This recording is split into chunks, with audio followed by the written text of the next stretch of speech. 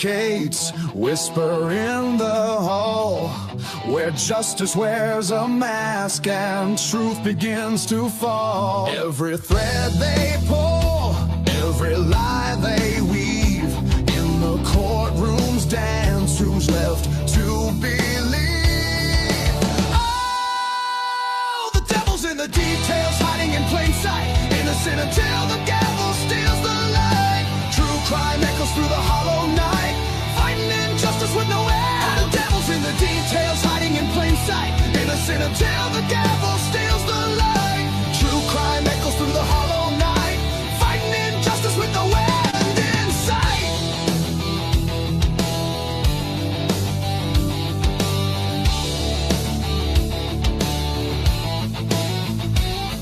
A photograph fades where the truth once stood. Blurred lines between the bad and the good. The scales they tilt with every silver tongue, while the broken cry for a song unsung. Black robes sway like shadows on the wall.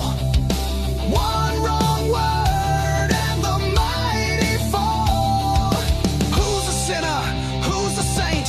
The jury's out, but the verdict's faint. Oh, the devil's in the details, hiding in plain sight, innocent until the gavel steals the light. True crime echoes through the hollow night, fighting injustice with no end. The devil's in the details, hiding in plain sight, innocent until the gavel steals the light. True crime echoes through the hollow night, fighting injustice with no end in sight.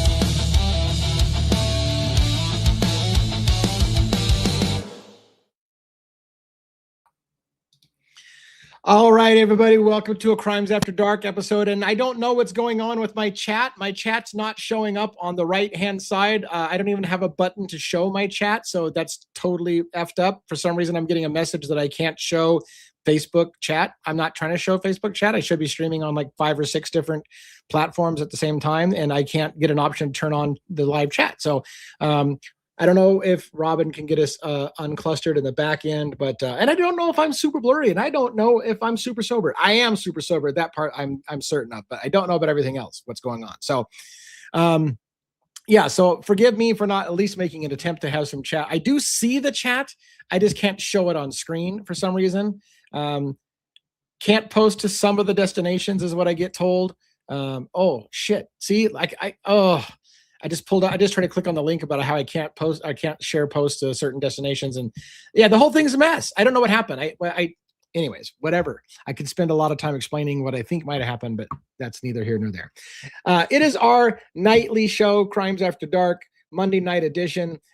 Every other Monday, we're going to be going live with Birdie Bombshells. And maybe next week, we're going to try to pull off a little different format and have maybe Birdie and I start maybe solo and then come over to my stream for continuing it, or he will start solo by himself for the first hour and then join us on our panel. That's probably what we're going to probably do. Just to kind of try it out. Usually Birdie does drop in from time to time for a short visit on our site, but we're thinking about doing our every other week stream, maybe having him come over to our show, be part of the panel for a day. So looking forward to that potential test of everything coming up. And so I'm studying for a test still for the drone pilot's license. I had a long live today, members only live, covering Brent Copaka stuff, some big topics that I want to talk to my panel about, some controversial shit that came out of that. But unfortunately, I was a moron. I'm not having a great technical day, right? Because I've got no chat that I can show on screen. I had a whole bunch of time I was talking to people about what they were hearing, and people have said, "Oh, I can't hear anything but you." And I'm like, "Oh, you must need to get better headphones." And no, I wasn't even broadcasting sound or video. Everybody was just seeing me talk, and it was super embarrassing. So let's bring Dago up on screen, get our panelists up. I think we're gonna have a couple panelists that are late. Dago, what's going on? Forget about it. Good to see you. Good to see you, my friend. Thank you for joining me. I was gonna tell you, you might have to unload YouTube and re-upload it. Like disconnect it from my destinations and reload it to the Yeah, destinations. you might have to redo it. I went through that once before, and it reminds me of that a little bit. And you might have to take it out and then re-upload everything together. So that's a pain in my ass. it is, but that might be the problem. It might be glitching, and that's the only fix. I tried everything when I had the problem, and that's the only thing that fixed it. So sorry. And some people in here, somebody said in here they did an update, so maybe that could have broke things. So maybe it's not just completely me being inept. Maybe we'll pretend like it was something outside of my control. You're looking a little different today. What you're looking a little cleaner, a little. I had a nose job. I had a nose job nice, today. Nice. Yeah, I got a nose job. No, I'm sorry. I shaved off the bulk of the beard, and I just left this thing. Well, it looks good on you. It looks good on you. You look a little less fuzzy. Yes. A little bit, so it's all good. It's great. It's driving me nuts because no matter what I did, it was just all over, and I can't handle being a mess. I don't like it. I don't anyway. And I was bored, and I said, what the hell? And I shaved all that off, and here we are. Well, let's bring Robin up and join us on stage. I think we do, by the way, have one joining us pretty soon. And also Joe from State of the Deep should be joining us as well in a little bit. How you doing, Robin? Hello, I'm doing well, you handsome gentleman, you. Well, I don't know what you. Everybody's in rare form tonight. Yes. Not like the other night when everybody decided to show up wearing the same thing for no reason whatsoever. But it's still a good night. When did that happen? I don't know what you're talking about. I don't either. I don't know what you're talking about. So what's going on with you, Robin? Do you have anything new that happened today or anything exciting? What's work going like and your real job, your real life? Work is work. It's like I really cannot complain about I'm one of these few people who really can't complain about their job, other than the fact it takes me away from what I really want to do. But I have a good job, I have good benefits, so that's fine. But it was cool. I was able to, like on lunch and stuff, hang out with you and one on the members only live that you did earlier today, so that was pretty darn cool. Yeah, that was a surprise. I was like, wow, I'm seeing some people check in the middle of the day when I didn't expect to see anybody. I tried to get Dago in there. I'm sorry I wasn't here, but like I'm nothing. I didn't get the message until I was done doing my live stream, which wouldn't have worked anyway because I was live, I think, at the same time you were. So yeah. And that's probably the way. I'm just trying to keep plugging through videos and audios on the Copaka stuff, and boy, I got shit to talk about. In fact, I have stuff to show you. I'm going to show you stuff and we'll talk about it. It's stuff that we saw on the live. So if you're members only live, you got to see it live and you got to hear, well, again, aside from my technical difficulties where you didn't get to see it, you just heard me talking about it. Now you get to see it as well, but they got to see most of it. Real quick, let's make sure that we acknowledge some people in the room and get the chat. Thank you, Proxy. I do want to engage our audience more often. I am one of the shittiest YouTubers at engaging the audience, so I'm trying to get better at it. Like right now, Amanda, welcome. Tilted Halo Detective, welcome as well. And we've got SE is backstage, or not backstage. SE's on the chat, and so that's cool. Crime Spy 2024. We've got who else do we got? Far Right Red, a new member. That's cool. We got a new member. That's very, very cool. I was going to tell you Always love that. Hope you get your money's worth. How do you not get your money's worth? There's $3.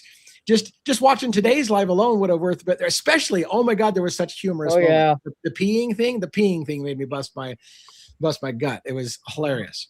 And I almost feel bad telling the pee story because it is public records request, but the peeing incident is worth its fucking weight in gold. We'll handle that carefully when we get to it. Anyways, what else do we have in here? The Christine Hurd 4116. Dago is in the house. Of course he is. He's on stage. Daenerys Targaryen as well. Molly Drake. Yeah, look, buddy. Let's see, what else do we have? Troubled Ocean, regular from the East Coast in the U.S. Beach Babe 0614. Hey, everyone listening, but not good chat, not in the chat. Have a great night. Well, thank you so much. And listening is better than nothing. So that's very cool. Somebody said they can't believe the ICE situation shot a white woman. That could be taken the wrong way, but I get what you mean. I think I get what you mean. Let's see, what else do we have? Knock knock hello from the last 24 on the mic. Kathleen Bell and many others. The good thing is when we have so many people in here, it's hard to get here for the truth now. A lot of names that I see all the time. So thank you all. If I didn't mention you, make sure you post your questions and more than once if you need to, so that we know that it's really a question you want to get addressed, and we will try to do our best, and I will try to do my best to quit flapping my gums at some point. What kind of highlights were you working on in your show, Dago, today? You were doing some Idaho 4 stuff? We were covering the DoorDash, my theories, I guess you could say, on the DoorDash situation, the possibility of it being not as real, I guess you could say, as what everybody thinks it might be, and a way to set up a timeline and a narrative possibly for showing proof of life. Maybe the people responsible for the crimes could have sent out the DoorDash for reasons. We covered that, got into a little bit more. I had a special guest visit today from somebody new that threw some information out there that was interesting. That's pretty much really all right there. You know, it's amazing to me in the Idaho 4 case how many people say the possibility that the kids died earlier in the night. When that audio came out, this really shocked a lot of us. Like, what the fuck's the timeline? It has to have happened when it happened, because Xana was on the phone at 4 o'clock in the morning. And I've tried to say over and over again, texting is not proof of life. Nope. Now it's coming out that we're not even sure the DoorDash order was placed from Xana's phone. We're not sure that Xana, even if it was from her phone, that she was the one pushing the buttons. There's many reasons to believe it, but yet there's a lot of people who think if her phone placed a message or an order, that means she was alive at that time. And I get why you think that, but let me play devil's advocates. If you wanted to shift the timeline, one way to do it is to send a text to make it look like somebody was alive when they weren't. So that's how you would establish a different timeline, is by doing things like that. That's the whole basis why I did what I did today, because of that whole point that you just made. Yes, sir. Yeah. And there's plenty of reasons now to believe that the timeline might be off. There's plenty of reasons to believe that suspect vehicle 1 was not Brian Kohberger's vehicle.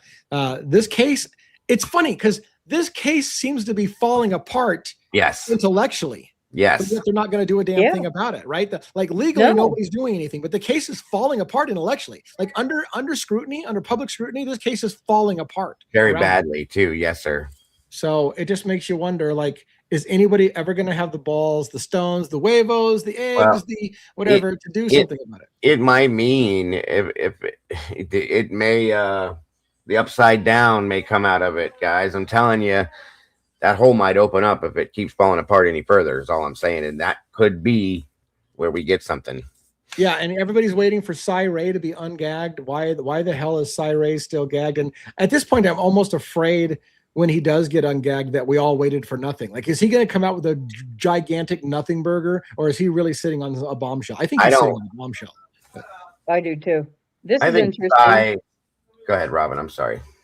Oh, no, I was just going to say, Tomboy Charm says you can order a DoorDash and edit it with someone else's name and number, and you can only message through the app. I was not aware of that. That's one actually gave us that information today, that you can go in your settings, and I proved it by going into my phone and looking at my DoorDash app.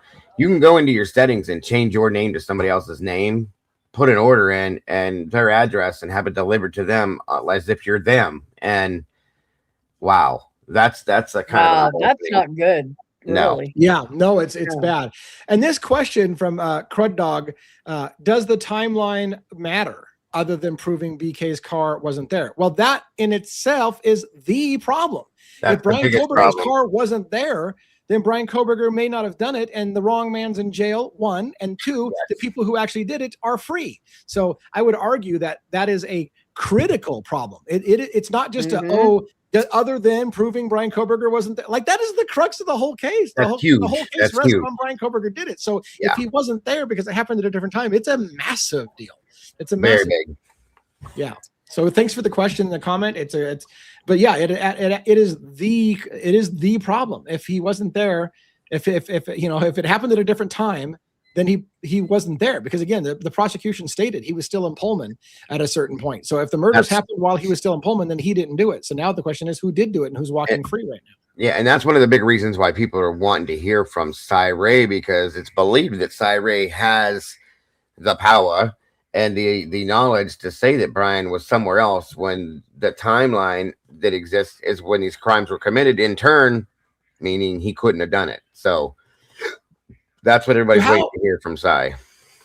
How would you guys feel about me showing pictures from Brent Copaka's room where he was shot and killed and talking about weird inconsistencies that I see? You're okay with that?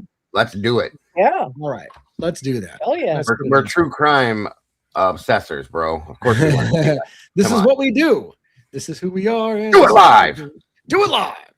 All right. I want to add this to stage. We're going to remove this first, apparently, because I can't have that. All right.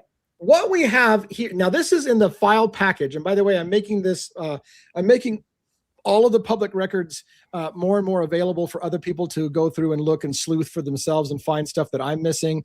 But I wanted to give a shot at some of this stuff for the first time to give you my opinions before I just tossed it out there to the world. But I think everyone in the world needs to have this. Like, it should be out in the public. It's a public record, so it should be to the public, right? So I'm all for making sure everybody has access to it. And I have shared the links with several people, including Dago. And we have it over in the cafe as well, guys. If you guys are interested, you let me know. I'll give you access to it. So this diagram is in itself, especially the next one, disturbing. And I'll tell you. So what this is, I believe, law enforcement drawing a diagram of the apartment for tactical reasons. They're saying, here's where the layout is. So before we go in, everybody knows where the tactical situation is. Mm-hmm. Here you will see, if I can get do you see my big fat mouse cursor that I made large with the little, okay, good. That's the front door to the apartment. This is the hallway out there. And the officers are staged over here across the hall. When you open the front door and look immediate to the left, there's a kitchen.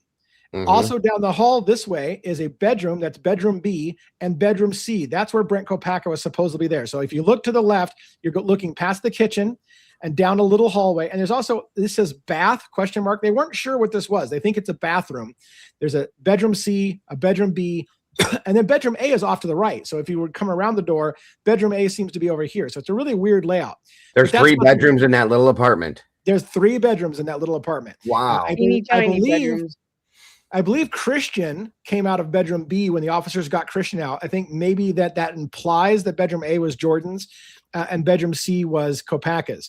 Okay. But it gets weirder. It gets weirder. Watch this. This is another diagram. Here is the front door. Same kind of layout. To the left is C and the bath that we just saw.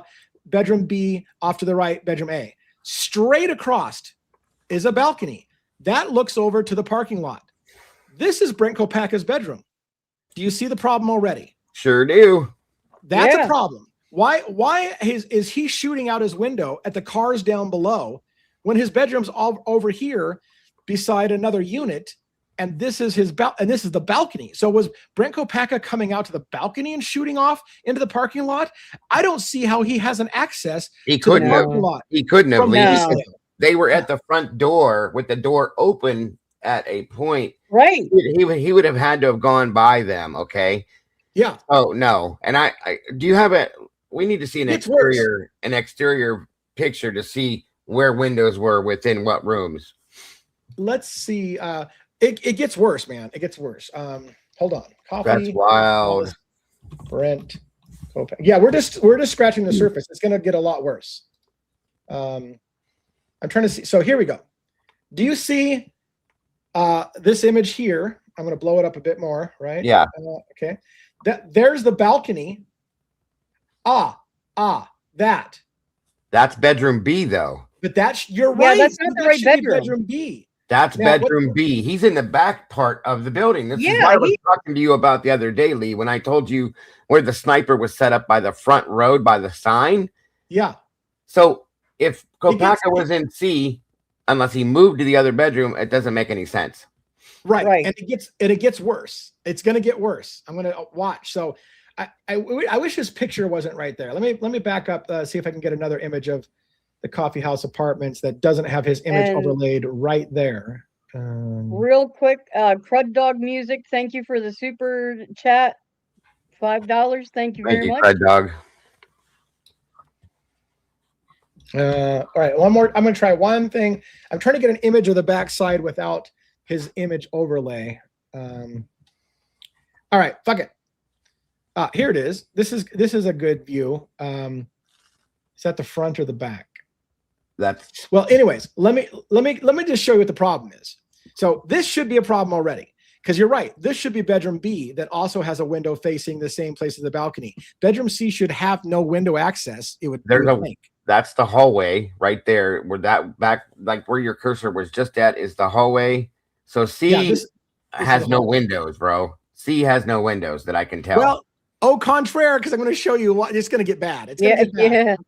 I'm telling you. All right, one more layout again. Front balcony. So this is where the cars are at. This is where Copaka was allegedly shooting out into this area, the back parking lot. This is the bedroom off to the left, which I don't understand. So let's start talking about the bedroom. Wait till we get to the windows. This is his bedroom, they say. Like everything in this apartment, there's no furniture. There's no furniture. There may be a chair in here, one chair. No bed, no dresser, no nothing. Maybe a brown chair. Now, this in itself is interesting. There's blue liquid running down the wall. I don't know what that is. I don't know if it's luminol or something. I don't know. I have any clue. I noticed if you zoom in, there's a Cricket phone package here. So apparently that could be his cell phone, a Cricket phone. There's some papers. There's some food. There's shit strewn all over the place. Garbage bags, receipts, food. There's like some food here. There's an interesting card here to my son. I don't know if that was to him. His birthday would be in October. This happened in December, so it could have been still a card from his dad or something like that. This is interesting. I don't know what that red splotch is. It seems way too bright for blood. That is, the rumor was that when they went in the room, all they found was his DD, whatever it was, discharge papers with blood on them. That's what they were saying then. That's what that is. It seems too bright for blood. Especially dried blood. It should be more of a maroon, darker color. It gets worse. It gets worse. How about that fucking hatchet in the wall? Why is there a hatchet? Why is there a hatchet stuck in the wall? And what the fuck happened to the door? Oh yeah, either he or they busted the fuck out of the door to get in there, or maybe the door exploded when they threw a canister. No, the canister didn't explode. But you need to understand, people, if you haven't, many rumors have gone around that the girls were attacked with multiple weapons, and many people have said it was an axe. A lot of people talk about there was an axe throwing contest in town that night or whatever. There's a fucking axe stuck in his wall. That's weird. Very weird. Oh, there is a window. Okay. Oh, wait till you get to the window, though. This is a teaser. That's a teaser for the window. We're just getting started. From the so there's the window. To the wall. But again, even though you see the window, I'm still having a problem with logistics. Wait till we get a little closer look out this window. So is that a microwave? Yes. That's a microwave. That's a microwave down here. Yep. Yeah. And he's got a G2 pin thing. He's got a can of beans on the ground. A doorknob. There's a doorknob busted off. All kinds of shit, just trash everywhere. I mean, maybe this could have been a box spring at one point, but it certainly hasn't been in a bed for a very long time. There's glass. Oops, cancel that. There's glass up here on the windows. Fuck. There's glass on the windowsill up there, right? You can see all the glass broken out and stuff like that. Okay, now bear with me. This is my problem. That looks like a ground floor unit. There's a staircase there. There's ground and a staircase. How the fuck is that third floor? Wait a minute. Wait the fuck a minute.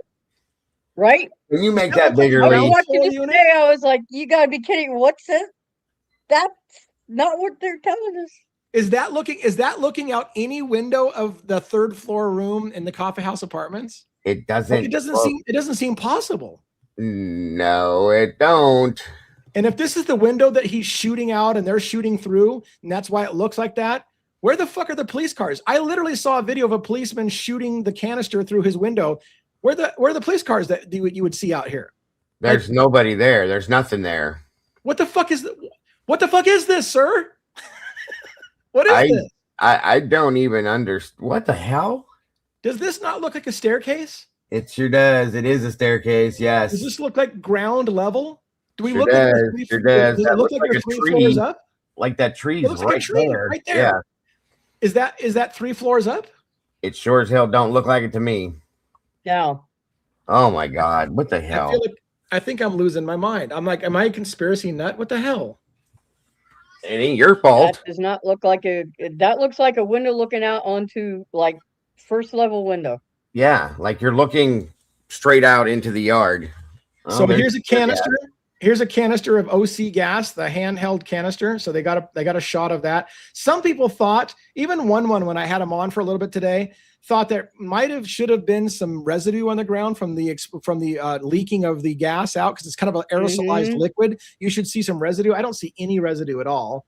Yeah, that looks like somebody walked in and set the can down and took a picture of it. You know what I mean? Right. Doesn't that sound crazy? Now, here's something.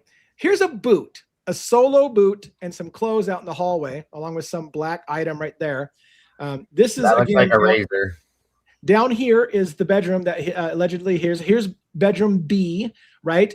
And this metal bar here. We're gonna look in here in the room a little bit. What's super interesting to me is when we get in here close. By the way, the hatchet has to be up in here, right? We saw the busted out door right there, and the hatchet stuck in the wall right up there. So I don't know why we're not quite seeing the hatchet there, and I'm not saying that's the. So we'll get to some more. So here's the front door. This is the front door. This is the hallway. This is the phone box on the floor. The black box with the cord is the phone box ringing every 2 minutes for 45 seconds. This is the chair that they propped the door up with, and they put a ballistic shield against it. This allegedly, or more than likely, is Brent Copaka's phone on the floor. Why is that a problem? Because Darren Duncan said when he arrived in the apartment after the shooting, Brent Copaka's phone was on the kitchen island and it had been factory reset. So why is it on the floor here? Who moved it to the kitchen island? Was it already factory reset? Was it not in service? Was it moved from here? But they say at some point during the discussion of the cops that night, we heard them say, I think his cell phone is right at the front door. He came to the door with his cell phone and cigarettes, and I think he left them at the front door, which would be consistent with this picture that his phone is at the front door. So at what point, because this is after the shooting, did his phone end up from the floor in evidence to being on the counter factory wiped? And I don't know if this is true or not, you guys, but I swear to God, and I could just be confusing things, but I swear to God, I remember hearing that he had a flip phone. Okay. Yeah. So I don't know if that's no flip phone. Yeah. That's definitely not. Out here in the hall is a pin from pulling one of those OC gas canister pins. Let me continue on with a few things. So here's a picture of another OC canister of gas. So did they throw more than one? I don't know what that story is. As far as we know, they only threw one. Here's the phone box. The cord goes down to the stairwell, I think, because they literally ran the phone from the second floor up to the third floor to get to his apartment, was the story.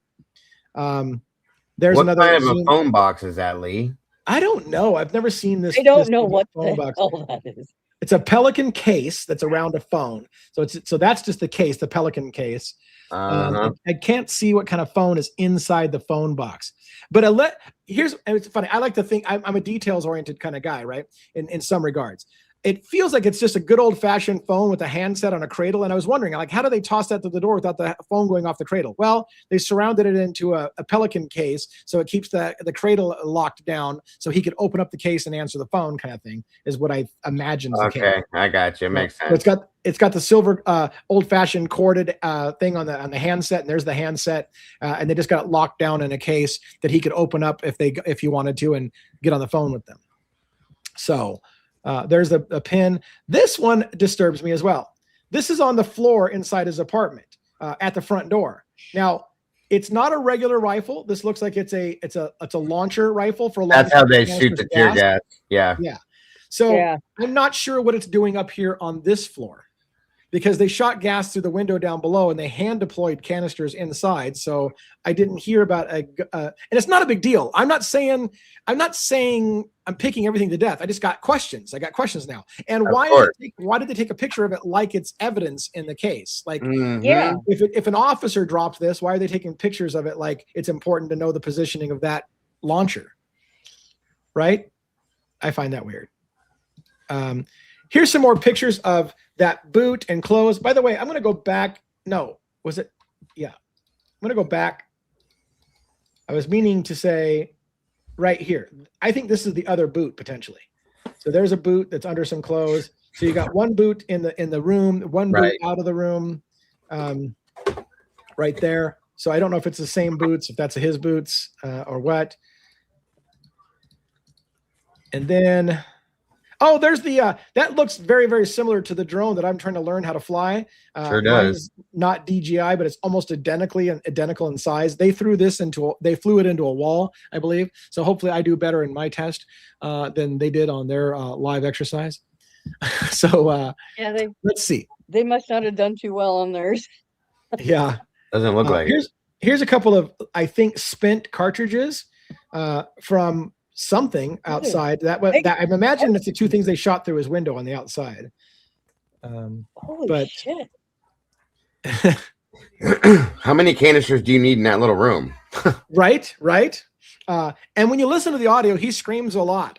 There's a lot of we've heard some new footage today where you get to hear a lot of his yelling. And some of it sounds like pain. By the way, there was a moment in the audio. I wish I could find it for you to play it. It sounds like a female screams in the room with him. Like I heard a distinct female voice screaming, and I thought, well, who the fuck's that? Because I don't think a female cop screamed. So where's the female scream? And I think I said it on one of the first audios. I heard a female scream, and I said, I think I mentioned it before. Like, did you just hear a female scream? Yeah. I don't know if it's just is it a neighbor who saw something and got terrified at what she was seeing and screamed? I have no idea what the answer to the female screaming is. And here's a picture of an armored car, and then we get some video footage. The video footage is not particularly interesting, but there is an interaction I'll play with you just for shits and giggles. Here's room 11, 111. It's directly below 311 by 2 floors, right? So the whole thing happened in Copaka's apartment on 311. This is a moment when they stop at 111 and have an interaction. I don't have the sound. I don't think I have the sound shared, so I'll need to make sure I turn that on, and I need to remove this from the stage and add screen sharing. I'm a little floored right now. I got it. Just saying. There's some shit in this. All right, so let's see if I can add this back to the stage. This is an interesting interaction. We're going to move forward in time to this door. Okay, should be able to hear sound.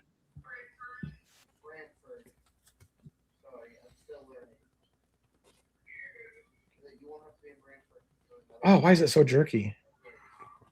No sound yet. You don't have sound. No. Okay.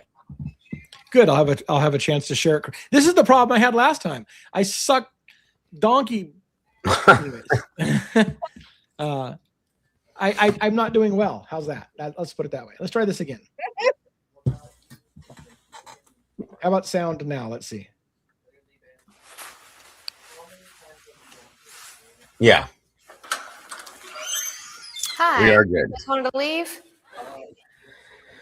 Wants to go out, but maybe if things are kind of crazy. I don't know. Can you jog? Wait a little bit. We have no idea how long we're going to be here. Okay. Yeah, Okay. it's not urgent, but Okay. If it becomes urgent, we can try and work something out for you. Okay. yeah.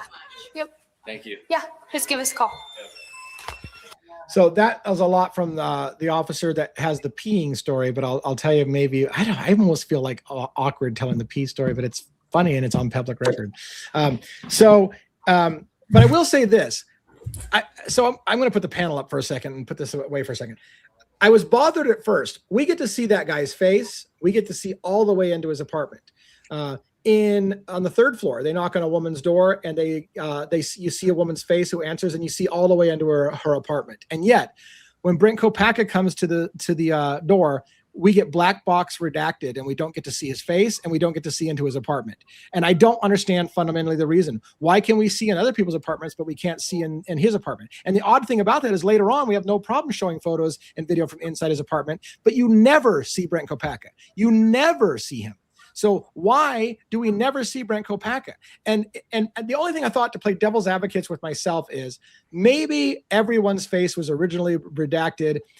But then they had to go and they had to ask for people's permission to show their faces and unredact it. And so maybe they got permission from 111 and from the girl that answered on the third floor to show their faces. And that's why they show it. And maybe they never got permission from Jordan and Christian who were in that to show their apartment. But again, you see their apartment. So, why don't we see Copaka then? And why don't you see Copaka? Because he's deceased. So do we have to hide Copaka's face? By the I way, don't get it. there was a critical picture I didn't show you that you need to see. Wild. There's a critical picture you need to see. This one from the bedroom. That black box. Oops, I got to put it on screen so you all see it. How about that? This black box redaction is allegedly where Brent Copaka is dead, where he's been shot and killed. So this is the same bedroom. The black box presumably is over his body, so you can't see it. But you see the same room, the same trash, the same card down there to Sun down here. And his body must be in there, and they won't let us see it. So we can't. Why does that box look so small compared to a body? That's what I wanted to know. That's the same question I had. Like, I mean, if you play devil's advocates, can you fall in a position in which your whole body can be slumped into a little like fetal position? I don't believe it, Lee. I don't believe it. Yeah. No. It seems I mean, because odd. he was what, at least 6 foot? Right. Yeah. We should have. And yeah. And like you said, there's no blood splatter. There's no blood spatter. There's I mean, nothing shot in with a here. sniper rifle. Isn't it? Something doesn't feel right. Something doesn't. We should be seeing a hand or a foot or something. Like, there's no way in hell he'd fit in that little square. Yeah. And it seems very familiar, doesn't it? Mm-hmm. It does. Like the pictures of there is nothing of any. What the hell? Come on, y'all. Your guess is as good as mine, man. Wow. Your guess is as good as mine. What so let me tell you about some moments. Maybe I'll tell the P story. Maybe I'll tell the moments. I'm going to tell the moments for sure. The P story, fuck it. I'm going to do it. I'm going to tell the P story. So there's a woman whose body camera footage we see. And in fact, I could show it. Do I want to show it? Anyways. Oh shit. Do I want to show it? Mm-hmm. Do I want to show it? All right, hold on a second. You want to show it? I do probably. You know you do. Everybody else wants you to too. Wow. Isn't that wild with the hatchet in the wall? The first floor the first floor window. It looks like a first floor window where you see the ground and the staircase. It doesn't look like it makes any sense whatsoever. Not even close. No, he was showing it earlier.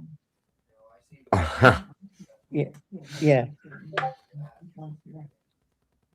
Okay, give me a second to find the file. What the hell is going on, you guys?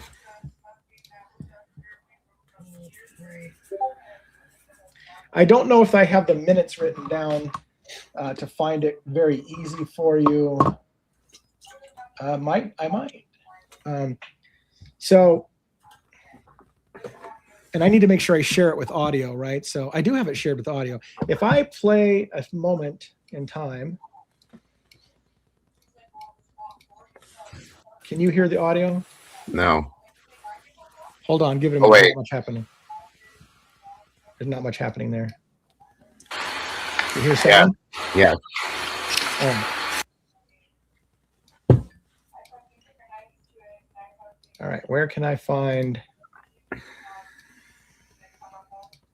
I know I'd recognize some of it if I see it. There's no fucking way. No way.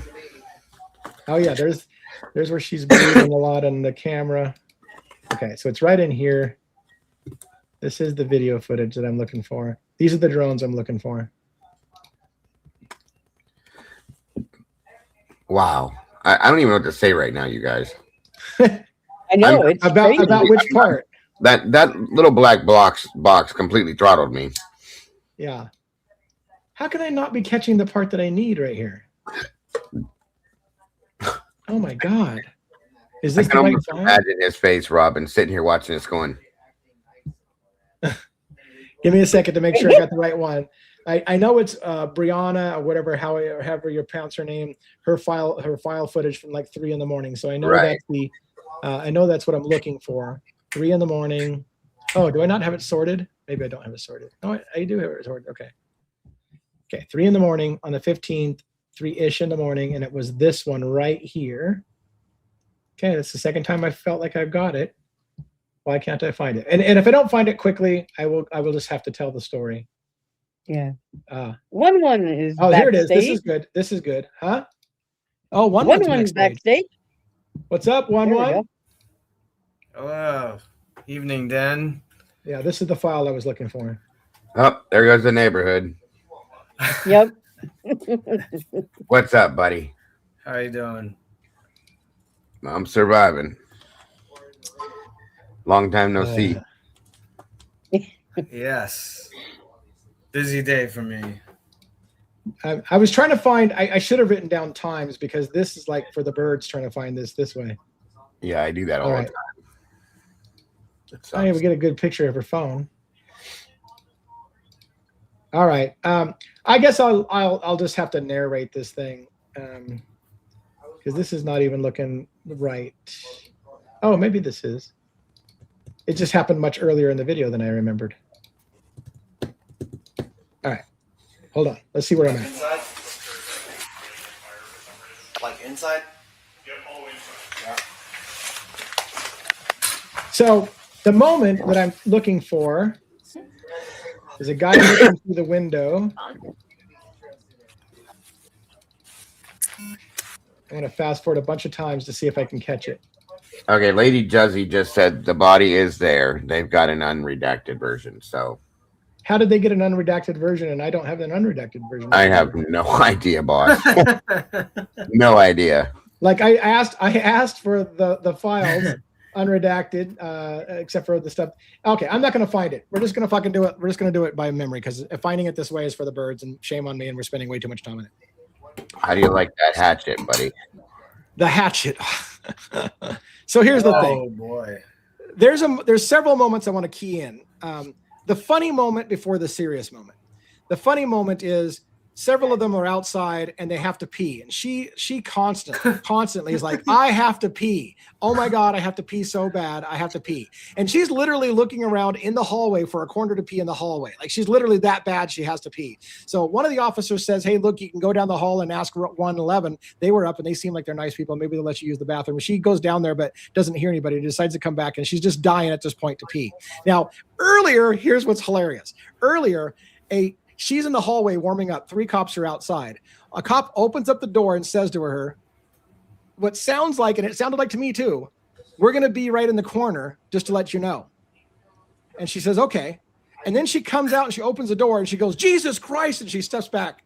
What was happening is the guy was peeing in the corner. A cop was peeing in the corner and she caught him, taking a leak in the corner. And so then she waits a little bit and she opens the door again and she's like, oh my God. And she steps back again because he's still peeing in the corner.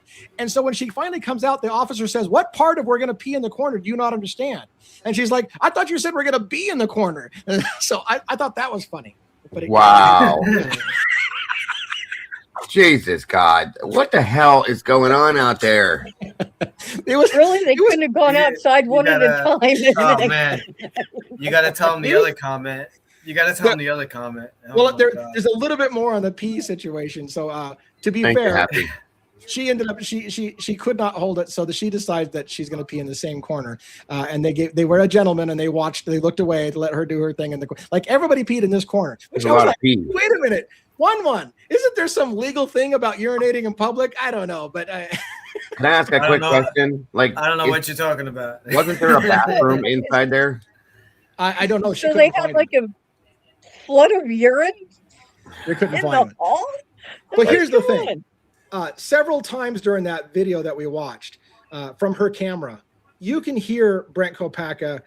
Or whoever it is, because again, we never get to see Brent Copaka. So is it Brent Copaka? We hear somebody yelling a lot, rage, and you hear a lot of throwing shit around, banging what sounds like plates and glass shattering. And he's losing his mind. And he's like, he keeps telling people to get the fuck away from him. At one point, he says, all I want is my goddamn cigarettes. Again, they shoot and kill him just shortly before finally offering after 8 hours if he wanted some. Hey, you want some cigarettes? After 8 hours of not, like, he's been saying all night long, I just want my fucking cigarettes, you know, and then they're like, hey, you want some cigarettes before they shoot him? But anyways, it was nuts. And there was some moments where he said some shit that I'm just like, I don't know. But the two ones that bugged me the most was there was a moment, and I've been waiting to find it on every body camera I can find, and I can't hear it. She's the one, this woman whose camera is recording, is the one who says, he just said he's going to start killing people in the parking lot, or starting with the people outside. I didn't hear it. I went back and listened to it again. I did hear, to be fair, something about outside. I heard the word outside, but it wasn't clear to me. And she said he just told people he's going to start killing people, starting with the people outside. I only heard the word outside. I didn't hear anything about killing people, but she's the only officer who seems to report that happened. And here's the other part that it got. This is where it got really bothersome. Welcome, Phoenix Talks. Welcome to dropping in. You dropped in at the great time. This is going to be foul language. This is not a children's show. At one point, one of the male officers said next to her, wow, he just said that he sees bodies out front. That's what the male cop says. He just said that he sees bodies out front. And then she said, he just said that he's going to go suck them off. At least that's what I heard him say. He said it. And I was like, are you are you shitting me right now? Is this conversation happening? Like, he just said he's going to go suck off dead corpses in the parking lot. Is that what you just said that he just said? This was Super Troopers. I'm sorry to be. You didn't know that? That's what I was just saying. They were filming. They were filming a Super scene. Trooper. They're filming a scene for Super Troopers 3. Wow. And I thought to myself, okay, there's two possibilities. Brent Copaka is having hallucinations, so maybe he does see dead people outside of his building. Maybe he was having a psychotic break. He was having hallucinations, so he saw dead bodies. But is he really going to say, now I got to go suck off dead bodies in the parking lot? That makes no fucking sense. And I didn't hear. I went, listen, there's nothing I can even remotely hear that sounds like that. So it leads you to the question: is this officer just saying shit that didn't happen? And if so, did her comment of he said he's going to start killing people in the parking lot get that guy killed? Because everyone then went to high alert saying he's just threatened to kill people. And maybe she just hears shit, and it's not. I mean, what if she heard everything wrong? They go into high alert because he says he's going to go suck somebody off? What the fuck? I mean, are you serious? This is insane. I wonder if maybe she heard knockoff. I'm going to start knocking off, not sucking off. Well, that was after she said he was going to start shooting people, I think. But or maybe he said, I'm going to start What? fucking off people. You know what they? However, though, you do hear the two shots. You do. Oh, we did. One was on when we heard this. Yeah, there was clearly different rounds. You hear different rounds. What smells like very small caliber fire for like two shots. At the same, remember we heard audio where the officers were like, "Oh, he switched to a lower caliber gun." Well, that's good. Yeah. And then right after that is a really loud bang, and the officer goes, "Fuck!" Like he's back to a big caliber gun. So we heard that clear as day from the outside. Very small caliber, a couple rounds were fired, and then a big gun again, bam! And we're like, so I don't know. Did he have more than one weapon? Did he have more than one gun and a hatchet? Because apparently he had a hatchet as well in the room. So how many weapons were there? Unless they used. I mean, here's the thing. It's crazy. One. Is it possible cops use the hatchet to break the door down and then just happen to stick the hatchet in the wall to have a place to put it for a while? No, there's no way they used a hatchet. It doesn't make sense. But however, this is Idaho, so what? I don't know. How they do it there, I don't. Yeah. A lot of the story doesn't make sense. I won't repeat the words, but there was an inappropriate moment. It seems like Copaka is using racist words, and the female cop makes a comment. Oh, so I guess he's a criminal and a racist, and she's like, it kind of goes with the territory. So there was a lot of inappropriate comments made during the whole thing. I don't know what to make of it all. I mean, we're being hypercritical about the video, and why wouldn't we be hypercritical when after 3 years we still have never seen Brent Copaka's face, and we see a picture that looks like it was taken from the first floor. Like that's very weird. Let's go back and look at that again. Like that looks like a ground floor with a staircase. It does. It really does. I don't understand how that's a third floor window. What's up, JJ? How that would line up at all with bedroom C. Yes. Well, you got to put it on no the parking lot. Huh? Lee, You don't have gotta it. put on You your don't have screen. it. Yeah, you don't have it on Oh. stage. How come I suck so much? I'm I not don't gonna- know. Ask the cop. Ask the female. Yeah, cop. Okay, here you go. As long as you're not doing the other thing. That looks like a ground level floor window It really does. with a staircase. I mean, That what else definitely could it does be not if look it's not like a third staircase? floor. A third floor drop. No, Not even close. no. So make that make sense. If this is not the third floor bedroom, then what would they be doing? What would they be showing? I mean, why? I don't know how to make sense of it. 1, 2, 3. There's no fucking way. I'm looking at. Yeah. Wait, no way. I'm looking at the coffee house apartments, guys, and there's no way. The third floor is like, that's a hell of a drop, guys. Yeah. It's pretty Picture high of the up coffee there. house apartments, third floor. Look at this real quick. Look at I'll wait till you're done, but okay, yeah, go ahead. I don't know what You that- got something to load backstage? yeah, real quick here. Just this angle in itself. Look at the third floor, guys. As compared to that picture that video we just saw through that window, there's no way in hell that's the same place. No. You can't look out can't that be. third floor window and see a tree and a fire and a staircase. You're way up here, and that's like eye level with the ground. You know what I'm saying? Right. And then Thank you, Molly. That's crazy. that apartment they were in next door, right, was 305. So I'm confused about this question. They said it can't be the ground floor if there's a staircase. Why couldn't that? I mean, am I missing something? Like this would be the ground right underneath the window, and that's a staircase leading up. Why can't that be the what? Oops. Again, can I actually show anything on screen when I'm actually talking about it? Sorry. No, I can't. I can't. Okay, hold on. Screen share. So again, this is the windowsill. Right outside the window, it appears to be ground level, and there's a staircase there. So why couldn't it be at the ground floor if there's a staircase? It's a staircase up from the ground It floor. definitely could be. Yeah.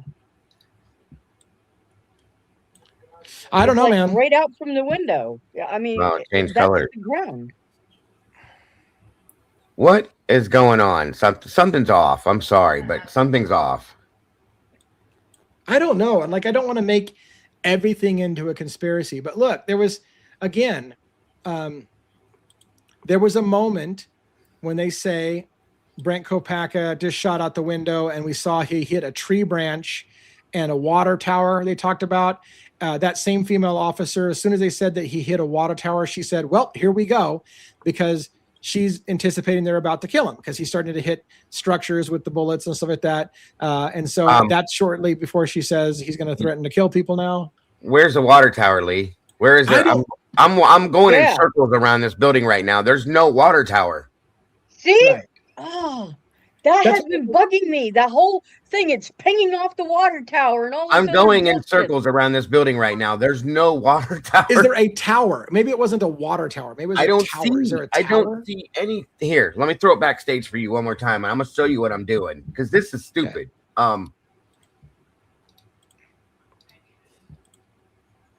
This is crazy shit.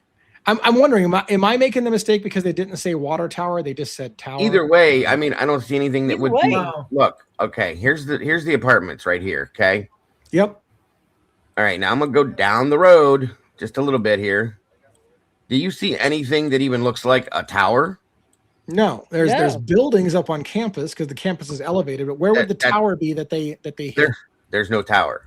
Nothing. Can you go to the back side of the apartment with that? I'm Google trying Street View? to. I'm trying to. I don't know if it's gonna let me get all the way back to there, but hold on. Maybe This there's is- some kind of like clock tower or something at the campus. Or That's what I was looking for, but I don't see anything. that's the only thing I can Clock- think of. If it's, you Yeah, know, the clock tower is long ways away. Yeah. I don't. It won't let me go It won't let past. you go back there. Okay, Oh. can you tilt up so we can see the slope of that back Yeah. berm? Hold on. Let me get back over here. So what they basically said, by the way, is, so if you look, here's the thing. This is what kills me. That if you look at that picture right where he's got it, there's a brick retaining wall Right there, yeah. Pretty tall slope of grass leading upwards. If you're shooting from a third floor window down at the parking lot, you're not hitting campus because you've got a huge backdrop of a brick wall and a big wall of dirt there. It's not hitting campus. But at some point, just before they shoot him, they say, oh, he's shooting up and going through trees and hitting towers in the distance. Therefore, bullets are now going towards campus, which was, again, used to justify the shoot because he was endangering people's lives up on campus. I think I may have figured out the whole first floor, third floor issue. Look at this. Okay. Hold on. Let me show you something. I saw this on the other end when I was, just give me one quick second here. Come back over here. All right. So notice that this is built into this hill, right? Right. Yes. I see that. Do you see this stairwell right here? It's kind of right there. There's a stairwell that's built into the hill right there. Yeah. Okay. Is that a stairwell? It is a stairwell. There's a better shot of it in the other. Okay. So anyway, that the trees in the stairwell? So yeah, it's built into this incline. So if you're standing on the third floor looking out the window, it's going to be level with that hill, and it's going to look like you're on the ground. Yeah. Can I just say something, Dago? Please do. Can you take your cursor down to like where the base, like the very first steps are on that staircase? Right there? Yeah. Yeah. Oh shit! Hold on. No, it's not going to let me go back there. No. I mean, just put it like where you think so that she can talk about it. Would be. Yeah. Hold on a minute. Let me try to spin this a little bit again. I have a reason. Joe's backstage, but Joe, how you doing tonight? 1 second, Robin. 1 second. I'm good. Hi, everybody. What's up, Dan? We're in the middle of a clusterfuck. Joe needs to see some of these pictures. Let me get back over this way so we can see it again, Robin. Hold on. I'm sorry, Dago. No, don't apologize. This is what we're doing. You know what I mean? Okay, so it won't let me put the curtain. Here's the bottom. That's the bottom of the stairs right there. Right. Okay. Now just hold it right there, because if he's up on that third floor. Yeah. Okay. You should be looking down more onto that stairwell, where as opposed to what looks like level, right? Yeah. Yeah. But no, this is great. I mean, you do make an argument that there appears to be a staircase there. There appears to be trees there. So let's go back and look on screen again. Maybe leave that as an asset loaded, and I'll try to. Maybe I saw in the chat someone put up. Dago, would you be able to? Would you be able to put kind of like an actual apartment? Even if it's not Copaka's, like you could type in the address 311 and see if yeah. So like if you put in like 305 or put in I think I can get into an apartment. I'll drop it down and I'll find one and I'll put it backstage when I'm done. So going back to this. Thank you, Molly. Is that looking? Yeah. Okay. See, that's the stairwell there now. Yeah. Okay, I could maybe see what you're talking about. That maybe you are up high and you are looking down at the ground level that slopes up behind the hill. Mm-hmm. Do you guys buy it? I think it's possible, right? Yeah, that's what I thought it was when I first looked at it. Like when I went around and I saw that stairwell, I said, "Wait a minute, maybe because that hill's there, and you're looking from the same level of the third floor that you're looking right out at it." But Robin's kind of got a good point too with what she said. You know what I mean? I don't know. It's hard to. It's weird. The hill thing I think is screwing everything up. I don't know, man. I mean, I'm looking at that perspective, and that looks like what you guys just showed a minute ago, where you showed the top floor. Right. It seems like you would be pretty clearly like looking straight out at the top along that ridge. I mean, that's kind of what I was thinking too. Wait, what's the apartment number again? 311 is Brent Copaka's. 305 is facing the other side of the building. Right. Holy shit! I got lucky because I got that apartment.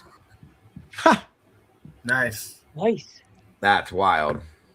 Unless like the angle of the camera was like on the freaking ceiling, I don't think it would show it from that perspective.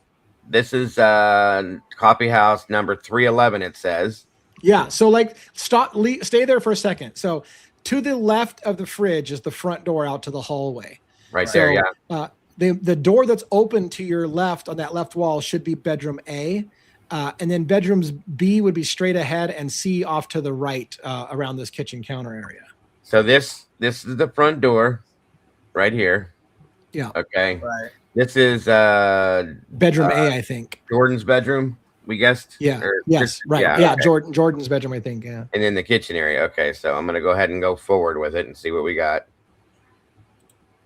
Oh shit! Come on! Don't do that to me. That's not what I was trying to do. Is that a video you can play? Yeah, there we go. Walkthrough of the apartment.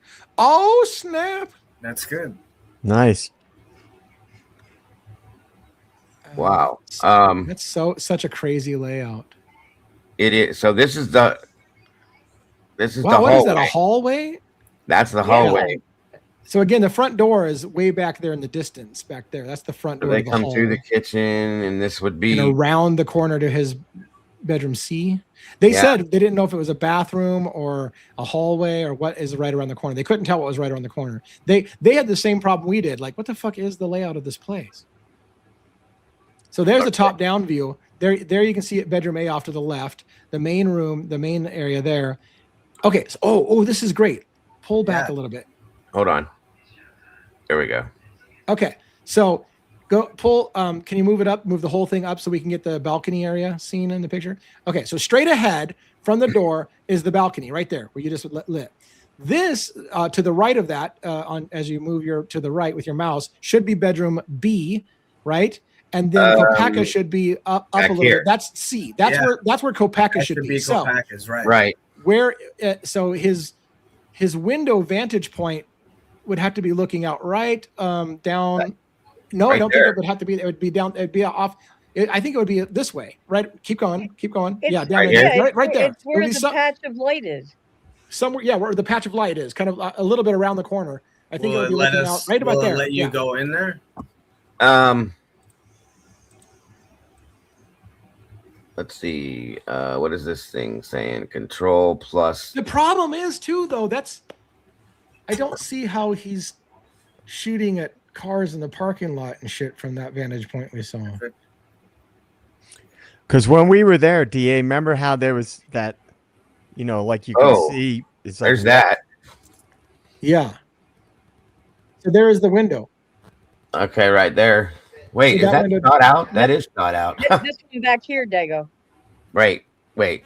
Here? Sorry, Joe. I started to hear That's you. at But I the got, bottom of the screen, Dago. That's a window. Right there. Right there. Okay, That's that's the it. window. That's it. Yes, ma'am. Yep. So there's this doorway to his bedroom right here, guys. yeah, and then the axe was in the wall right there beside the door. The right door, there. and this is And where then all the the mess window. was. Yeah, okay. Yeah. So there And is a window facing Right out there, towards and the it parking goes lot. right out to the back where that stairwell is. Okay. Okay. This is a cool model. We asked questions, and it all didn't make sense. But the more you look at it, the more it starts to make sense, I guess. I have a question for No. you guys. Oh, it says you can get in there. Double click in it. Go ahead, Joe. Oh, even better. Yeah. I listened to your video today, DA, about the talking about all the redacted video, audio, and all that, the video and stuff.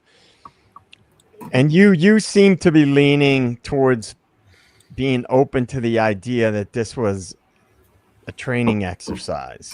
Yeah. Okay. It might be too early for this. Maybe I shouldn't. Maybe I should wait. I should probably wait.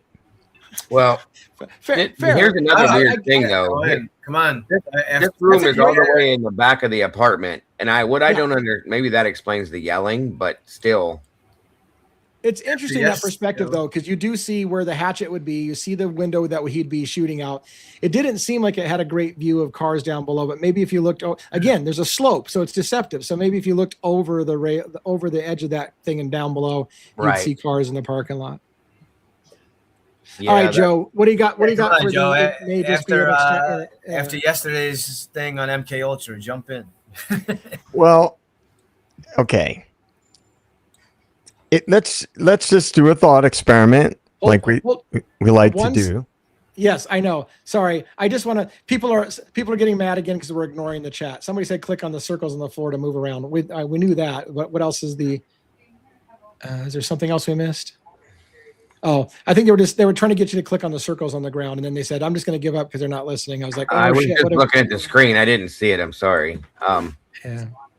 Sorry, Joe. Hold that thought just for 1 second. Yeah, go ahead. Finish. I get finish sensitive when doing. our chat gets mad at us for ignoring them all the time. I'm trying not to ignore my chat. But. All right, so there's the window. Look, there you go. There you go. See, Okay. it looks out onto a parking lot. See, Yeah, it does look out angled onto a down? parking lot. That's not the backyard where that stairwell No. was. Nope. Nope. That's weird. Okay, leave it right there. I'm sorry, Joe. Hold your thought. Don't hold it. Pinch it off like a lizard. Okay, hold on. Let me put something else on the screen. I'm going to remove this from stage. We're going to add this to stage. Is that the same thing? Nope. Because there's ground. That is earth. not the There's a same. yard. Yeah, I don't see the stairwell right there, guys. Look. And I don't see the parking lot like we what the hell? It would be plowed. If it was a parking lot with that amount of snow, it would be plowed and you'd be able to see the parking lot lines. Well, that's grass. Okay, there's no lines, there's no blacktop, there's no nothing. That's weird. Nope. Let me ask you the $1 million question. This is okay. Would this look more appropriate from the second floor? Maybe. I was gonna say, why don't you try to look through the window? Look through the window at some of the other bedrooms. No matter what vantage point you have, you're still going to see a plowed parking lot with some lines. Yeah, and that's what we're seeing here, and this is not what we're seeing over here. All right. We got to give Joe some space to talk. Let's get Joe. I'm sorry, Joe. Well, I just it's a bit of a tinfoil hat, but I mean it's your fault, DA, because you opened the door today with your video. There's the stairs. I see them back there, but where the hell's the parking lot? Damn it. Okay. Okay, okay, Joe, articulate the case here. Sorry, Joe. Okay. There has been speculation that the Idaho 4, extraction operation, etc., and so on. There's at least the idea of considering the possibility that the Copaka thing could have been a training exercise. If there's funding that we know was going on in the area, a multi-agency task force, is it possible that the Idaho 4 whole thing was a training exercise also, and this was the follow-up on the training exercise? We found somebody. Now they can't tell that to the public, that the media is reporting on something that was a training exercise. Just a thought experiment.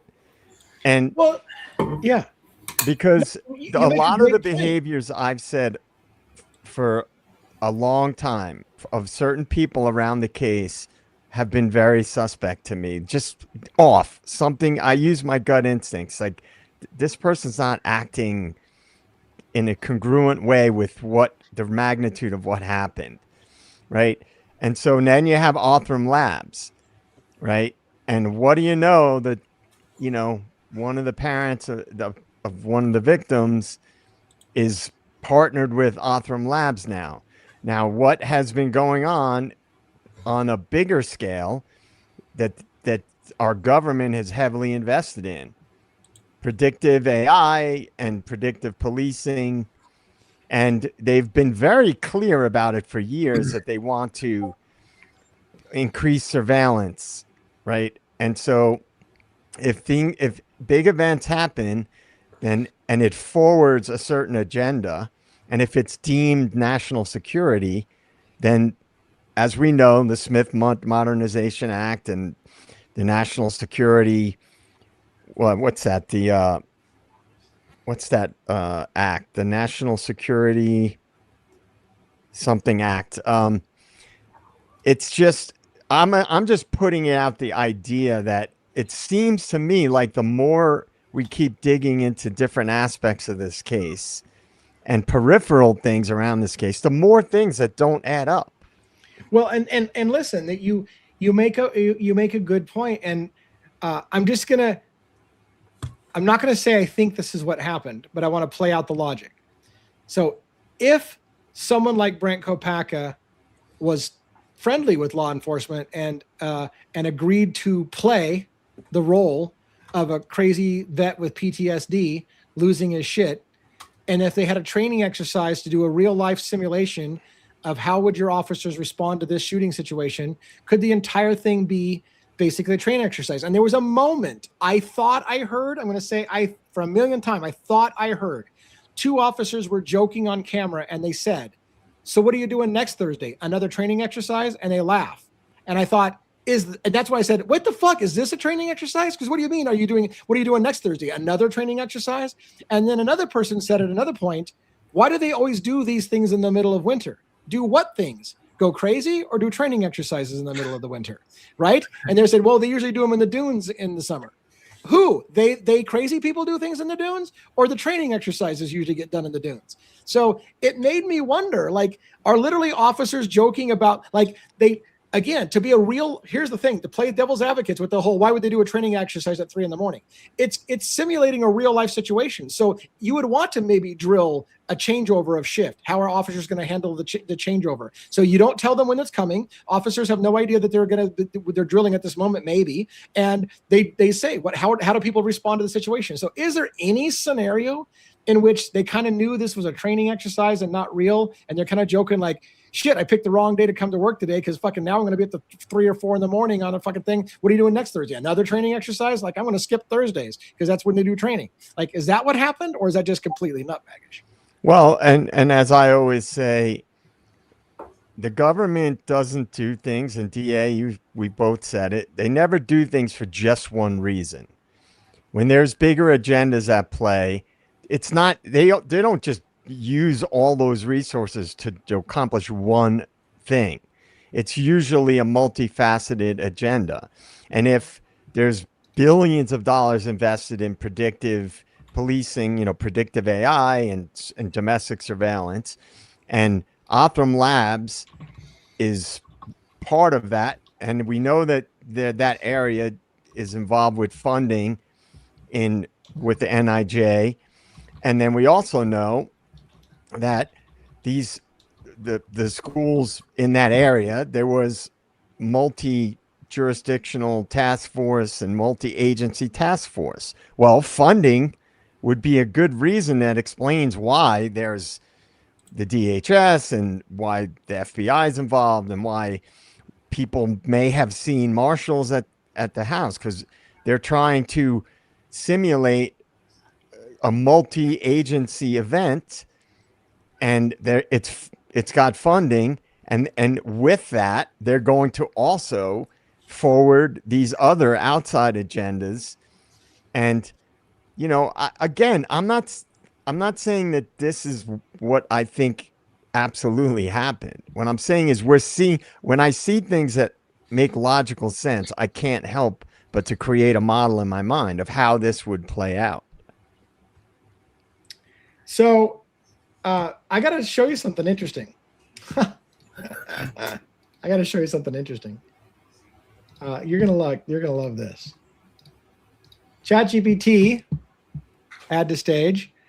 Does Pullman Police Department in Washington State do training drills on Thursdays? Sometimes, but not every Thursday. What is verifiable from public sources is that Pullman Police Department has repeatedly run training drills on Thursdays, including July 31st, 2025 Thursday, June 20th on a Thursday, May 15th on a Thursday, July 20th on a Monday through Thursday for joint responders. Yes, they do training drills on Thursdays, sometimes confirmed multiple times. So, and then they have links to different times that they've done it. Pullman safety thing, warning about a Sunday. Another one, police training drills on Thursday at Krugel Hall. Another one, Pullman training day on Thursday in St. John's.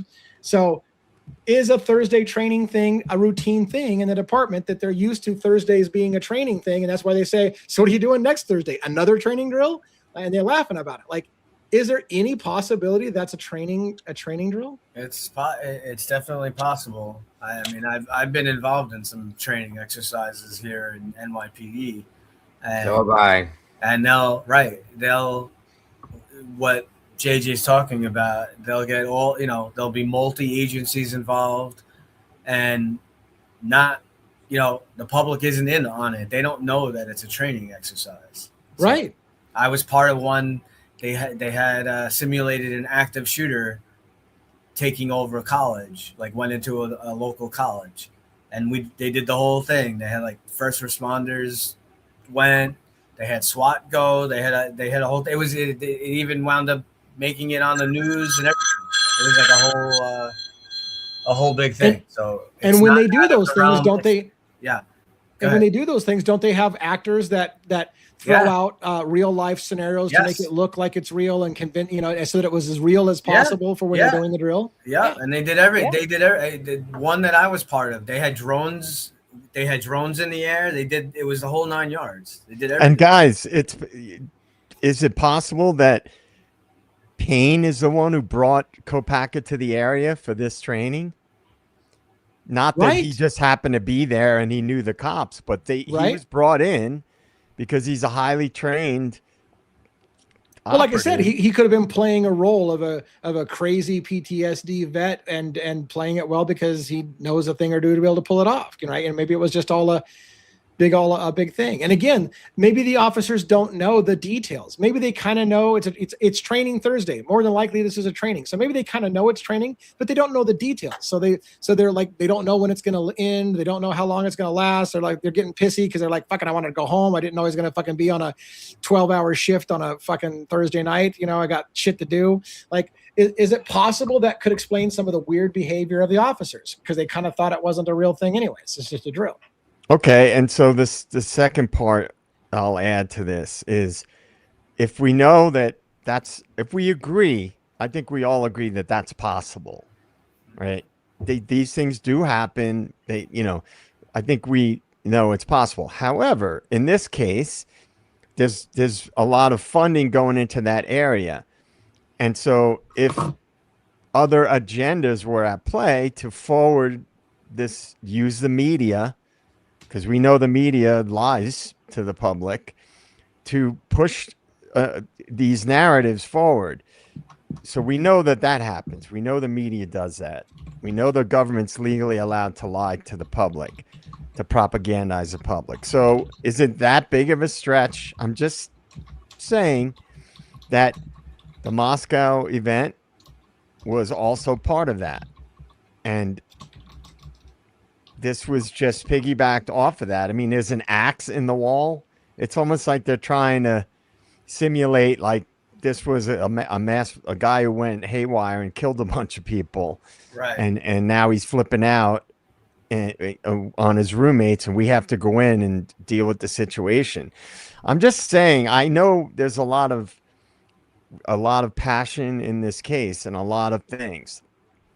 But what I look at is what thing ties the most elements together that can theoretically explain away all the inconsistencies, all the horse shit the public's been fed, the lockstep media narrative. I try to find which theory that we've all played around with explains away the most aspects. And I think with this case, it's complicated, and there are numerous theories that could explain away things. But nothing has really explained away the Copaka situation and why the media basically completely, after the event, it was basically memory hold. Right. So I just wonder, like, if they did have a training event, is there any way that they would be compelled to tell the public if they made a FOIA request and said, please confirm whether or not your department held a training drill on December 14th or 15th, 2022? Would they be compelled to answer yes or no that they did that, or can they just hide that information? They don't have to tell you anything. Yeah. And if this is tied to a national security related operation, they definitely are not going to tell the public, because that supersedes everything. If it's national security, it's like going to the CIA and saying, did you assassinate the president of this country? Did you install this dictator? And I want to reiterate something Amanda is saying. We don't know that Copaka is the killer, and I agree. Look, here's the thing. I actually felt sympathy towards Brent Copaka if that was a real event, that he was having a crisis.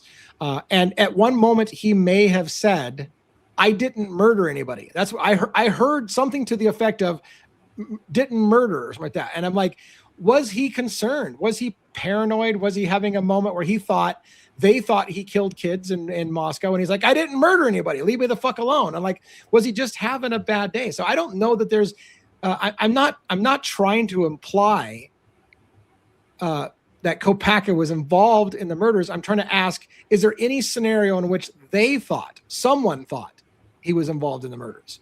Did he feel that they thought he was involved with the murders? Did that all lead to a colossal misunderstanding?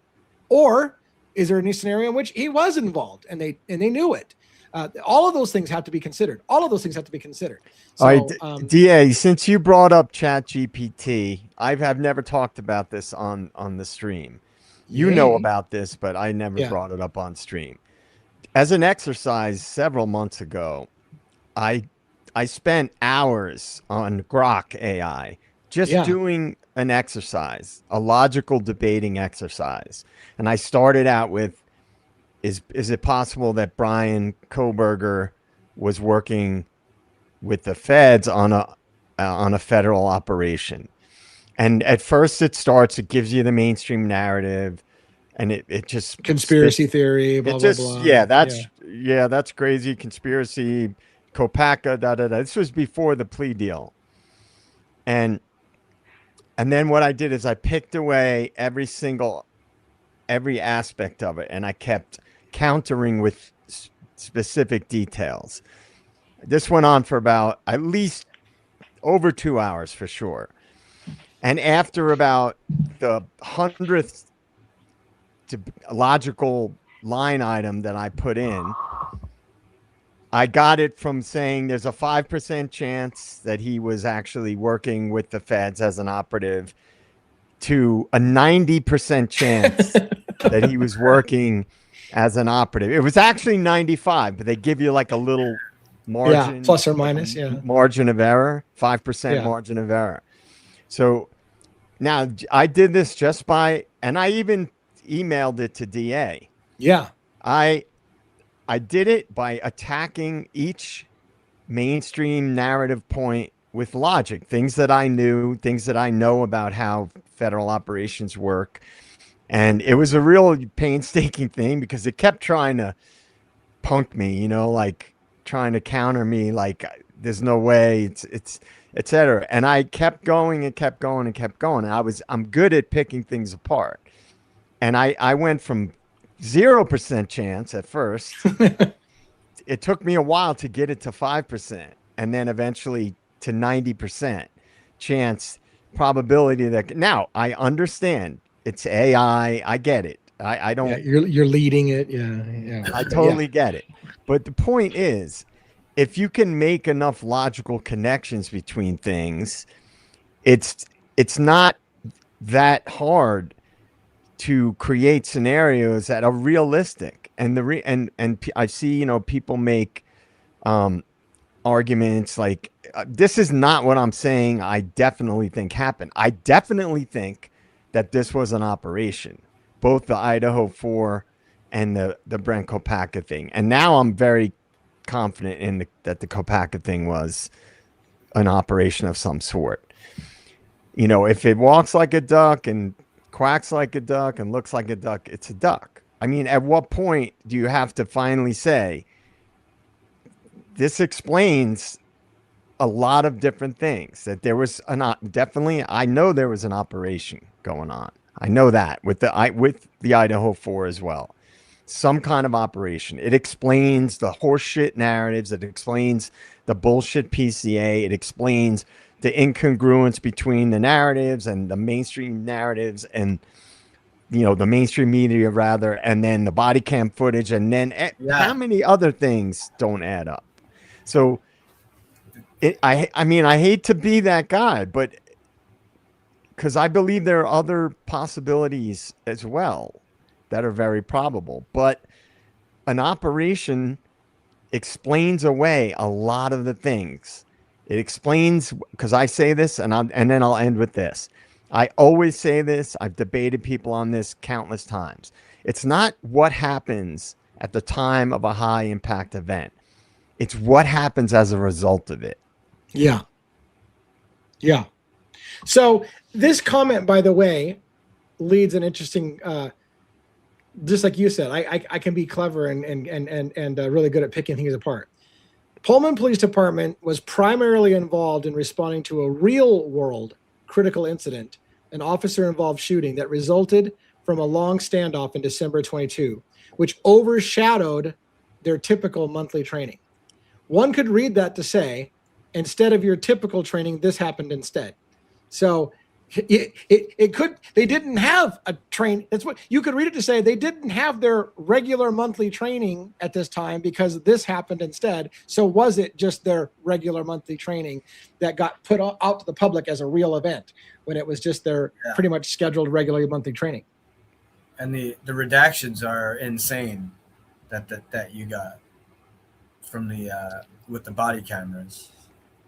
That's not a normal response that you should get. I don't know, man. It just this case is the case that just keeps on giving. That's for true crimers. You can't get away from it.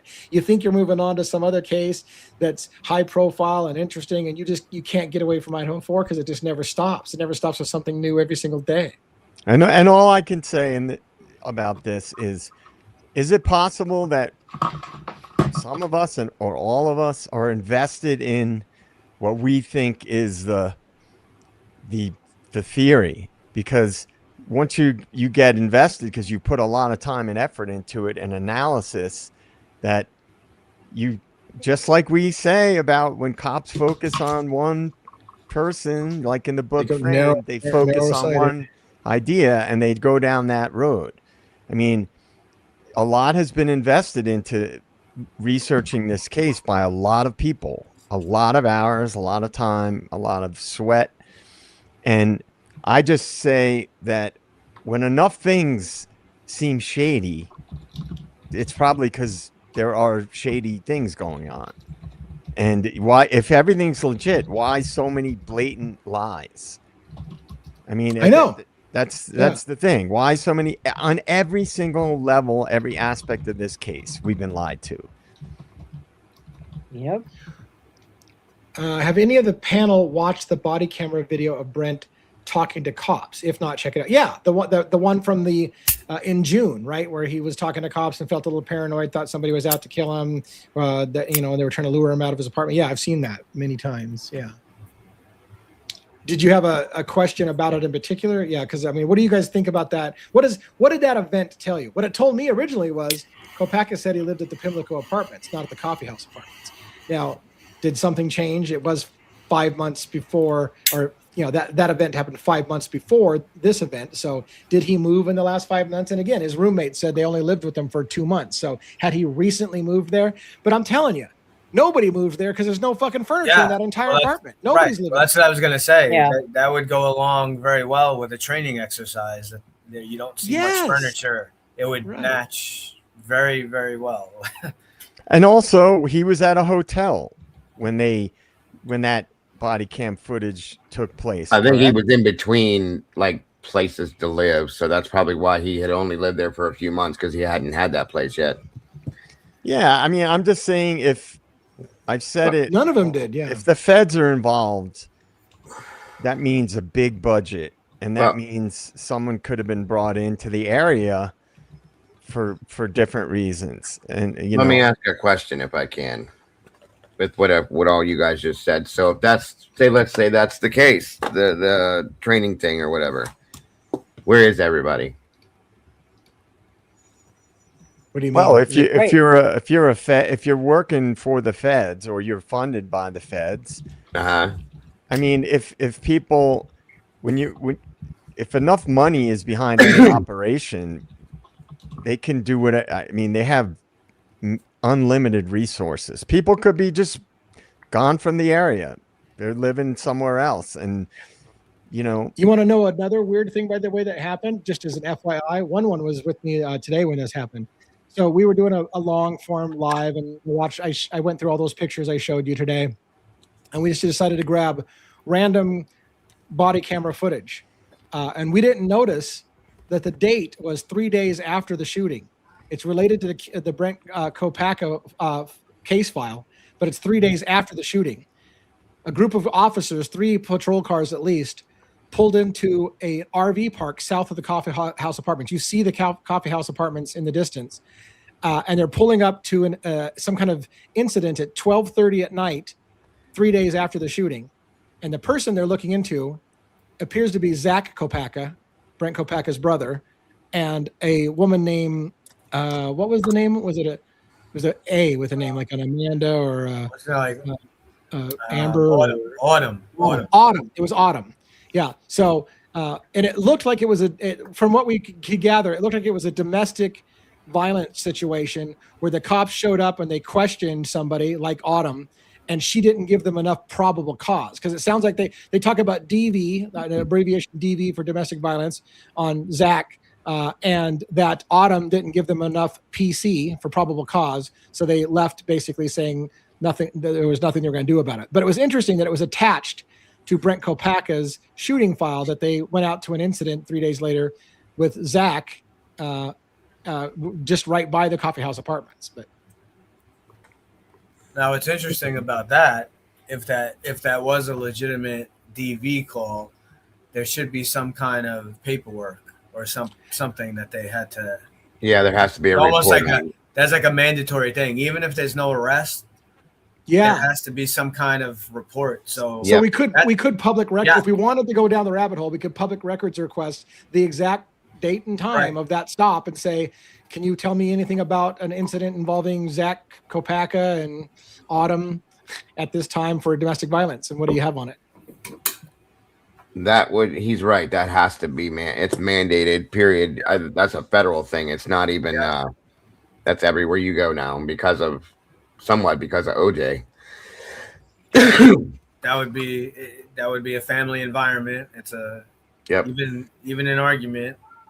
And just to follow up, Dago, with what you were saying, I realize I've thought about all those things. All right, were they really moved somewhere else and all that? Well, we know for a fact that has always happened. I mean, how many mob guys were put in WITSEC? Pulled out. No, I know that. Absolutely. I mean, it's my point is that if there were things that just I'm like, there's no way that could have happened, then I wouldn't give it serious consideration. But sure, you have and relating to the Moscow scenario, you had what was unique about that house. Well, those girls were most of the people in that house were active on social media. So is it a massive stretch that we don't know what Steve G did? Nobody knows what his. I mean, IT could be a million different things.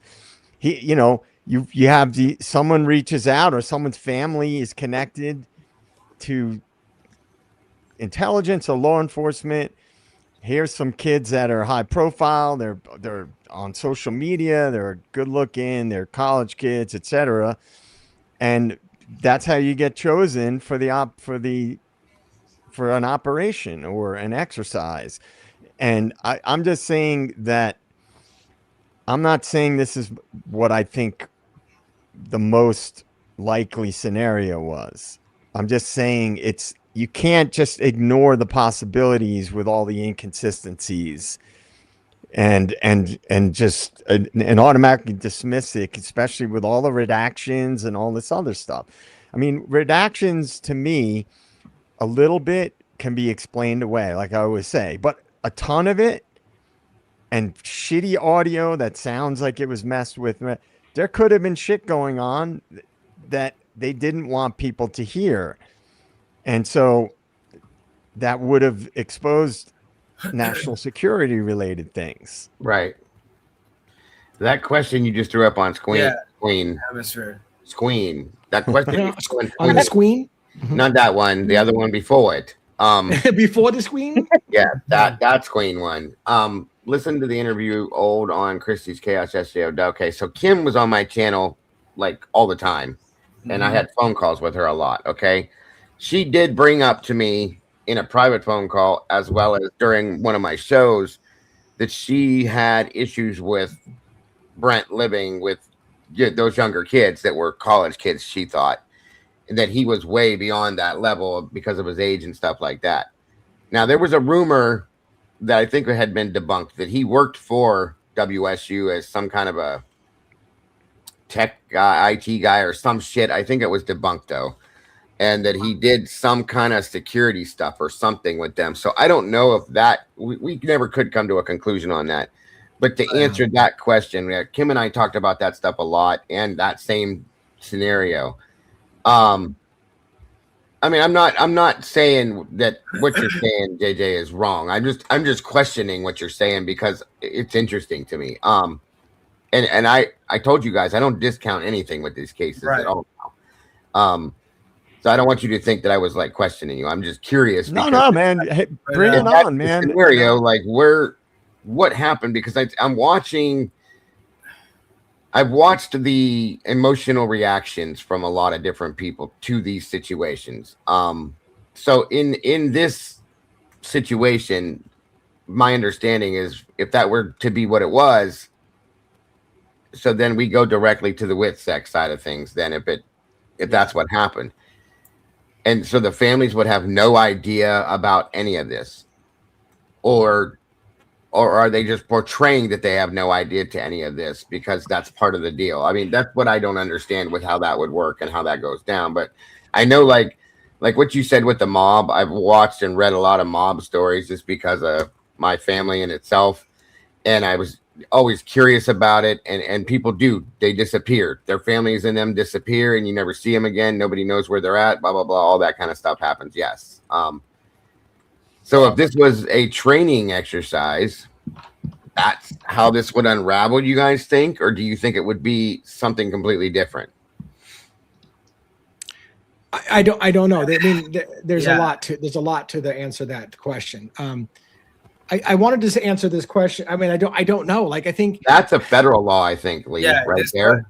This question, I mean, we don't know necessarily that there was an assault. I mean, right. There are people who, you know, I see what they're saying. They have a mandatory right. There's not going to be a mandatory right. So if a husband and wife, boyfriend, girlfriend, they have an argument and they're yelling back and forth, and the neighbor, you know, two doors down calls the police. Oh, these guys are fighting or whatever, and the police come, and all it was an argument. There is no primary aggressor. It's an argument. Right, but unless they physically. Right, but it still is mandatory to be documented. It's still. That's what I was going to respond to with that. Right. Now, I've been on scene for these, and he's right about that. If police see or EMS sees somebody being assaulted, that person's arrested immediately, right then and there. Period. End of story. If somebody, like a woman, comes into the hallway of an apartment building, okay, and she's got a black eye and her face is swollen out, her teeth, she's bleeding. And the guy's in the apartment, okay? And the police look at the situation. The dude's hands are all red, black, and blue. He's arrested. That's how I've seen it happen. Now, like one said, if they get there and both the people have calmed down, there's nothing going on, it's a wash. They leave. That's how I've seen it go. Am I wrong with that one? Yeah, no, you're right. But even more so than that, it's still reported. We don't even have to. So if we go on scene.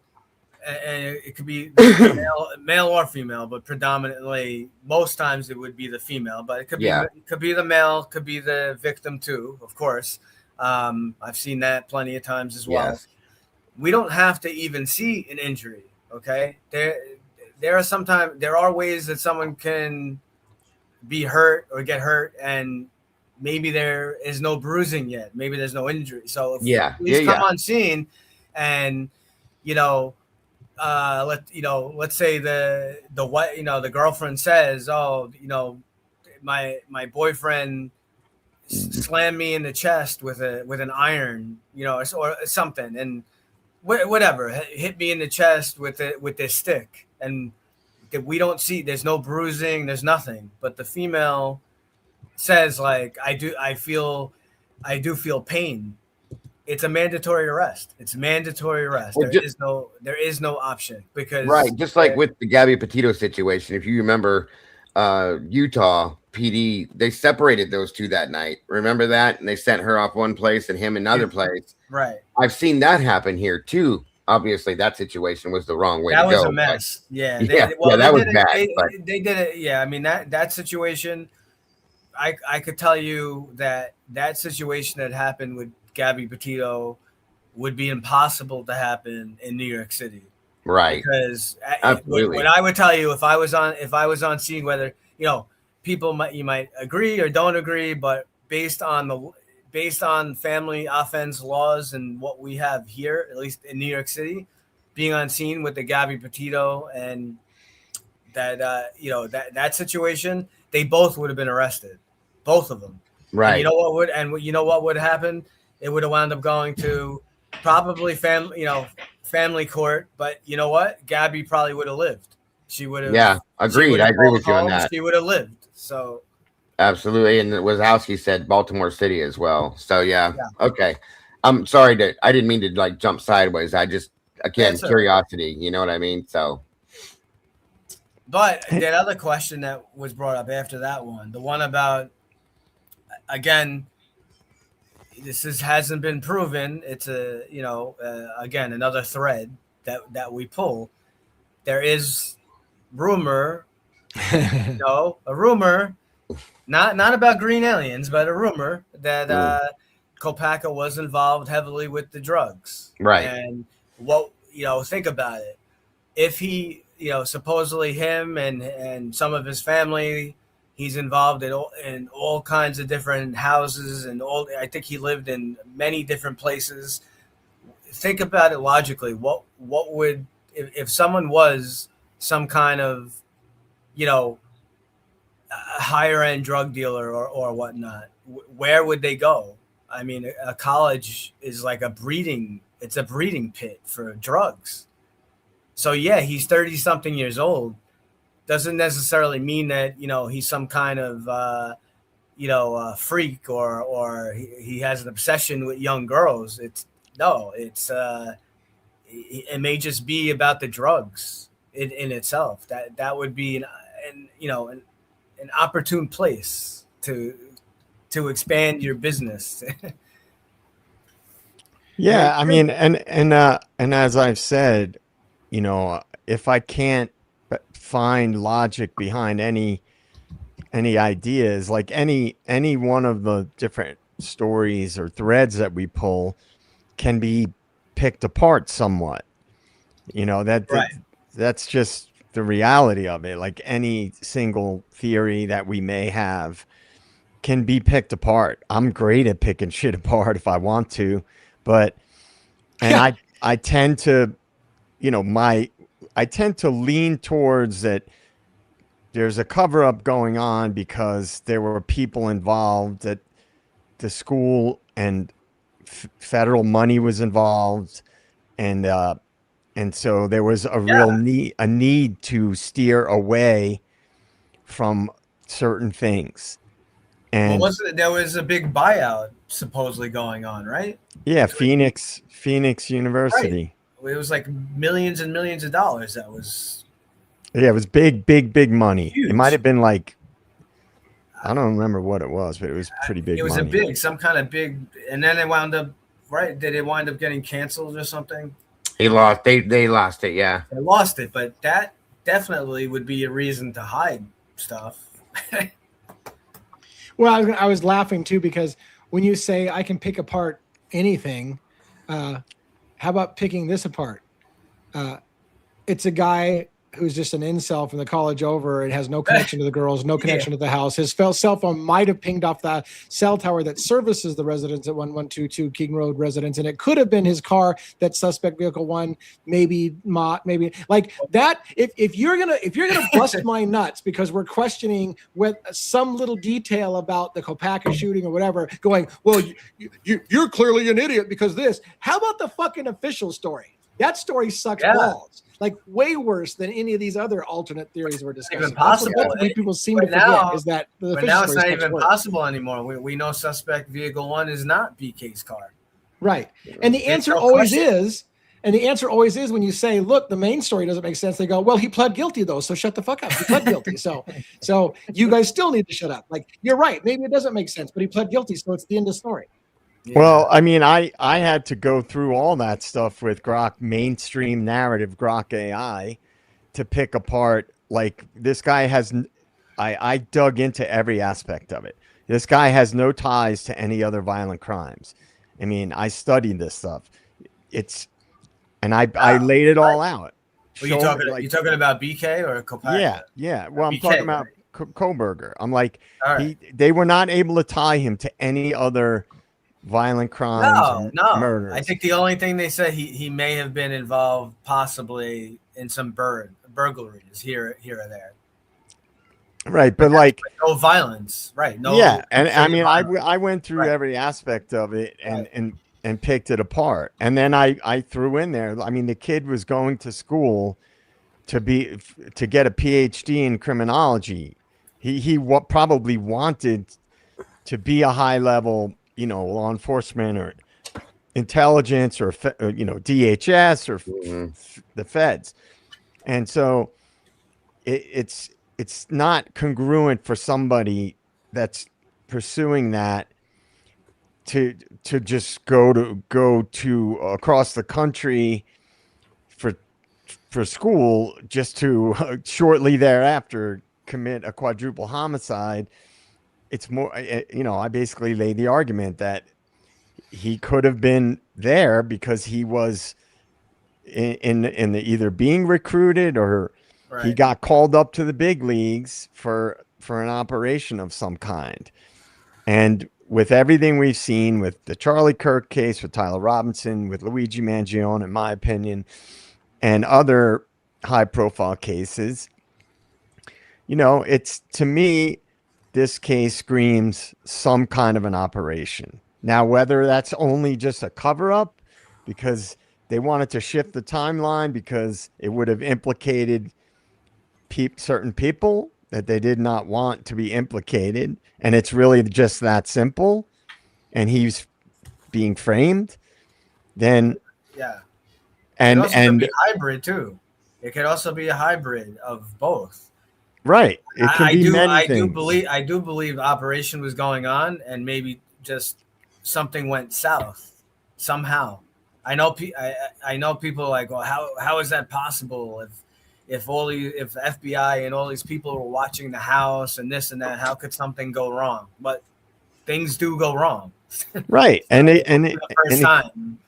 Absolutely. And Copaka may not have been directly involved, but he could have been peripherally involved, and the feds don't want that to get out because that would be a stain on the military, and they've taken a lot of hits in the last bunch of years because of vets coming back with serious issues, and suicide rates have skyrocketed with vets coming back from combat, and that is a bad PR thing. But I mean, why all the redactions in the standoff?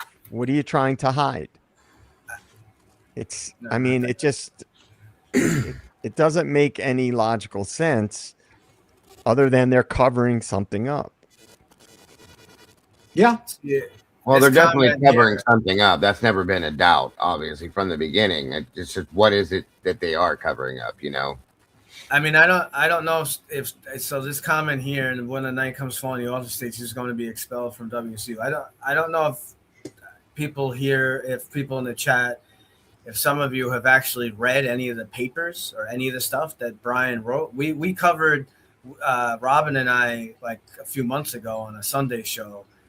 We covered one of the papers that he wrote, where he was basically talking about, it was like a 2 or 3 page paper where he was talking about how he wanted to interview different, like, people who have been incarcerated and what their mindset is, like, because his argument was that there's been so many studies about sexual crimes and different things to that nature, but he said that there has been a lack of study on people committing burglaries and other kind of crime.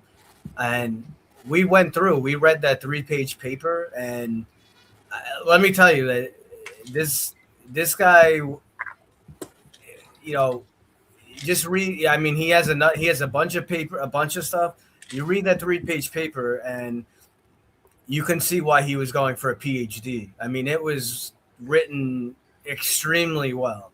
So I don't know. Basically, one of his papers, you guys, he basically wrote his own story as to what's going on right now. If you read into it, yeah, he read about wrote about that situation, the death penalty, the court system, all of it. The whole thing was basically what he's going through now, and he wrote it then. And it's like, what the hell? How? You know what I mean?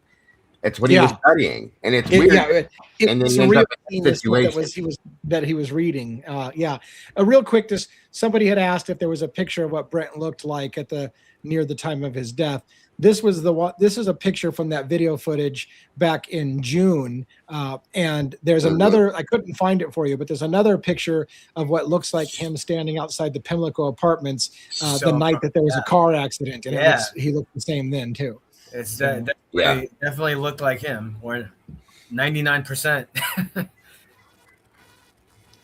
And somebody had said something about When the Night Comes Falling. We read the entire book. I did on my channel, Howard Bloom's When the Night Comes Falling, about the story about him being expelled from WSU. That's not entirely accurate. Even the book doesn't say that he was expelled from WSU.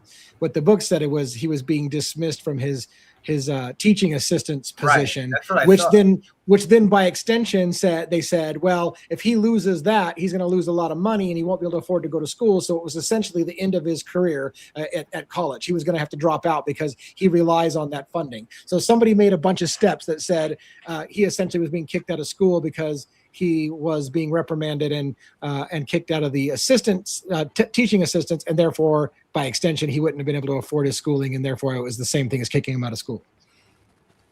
Right, and we can't stress enough that someone of the profile of what BK kind of represents, he is like the quintessential person that the government, the FBI, that these agencies would seek out.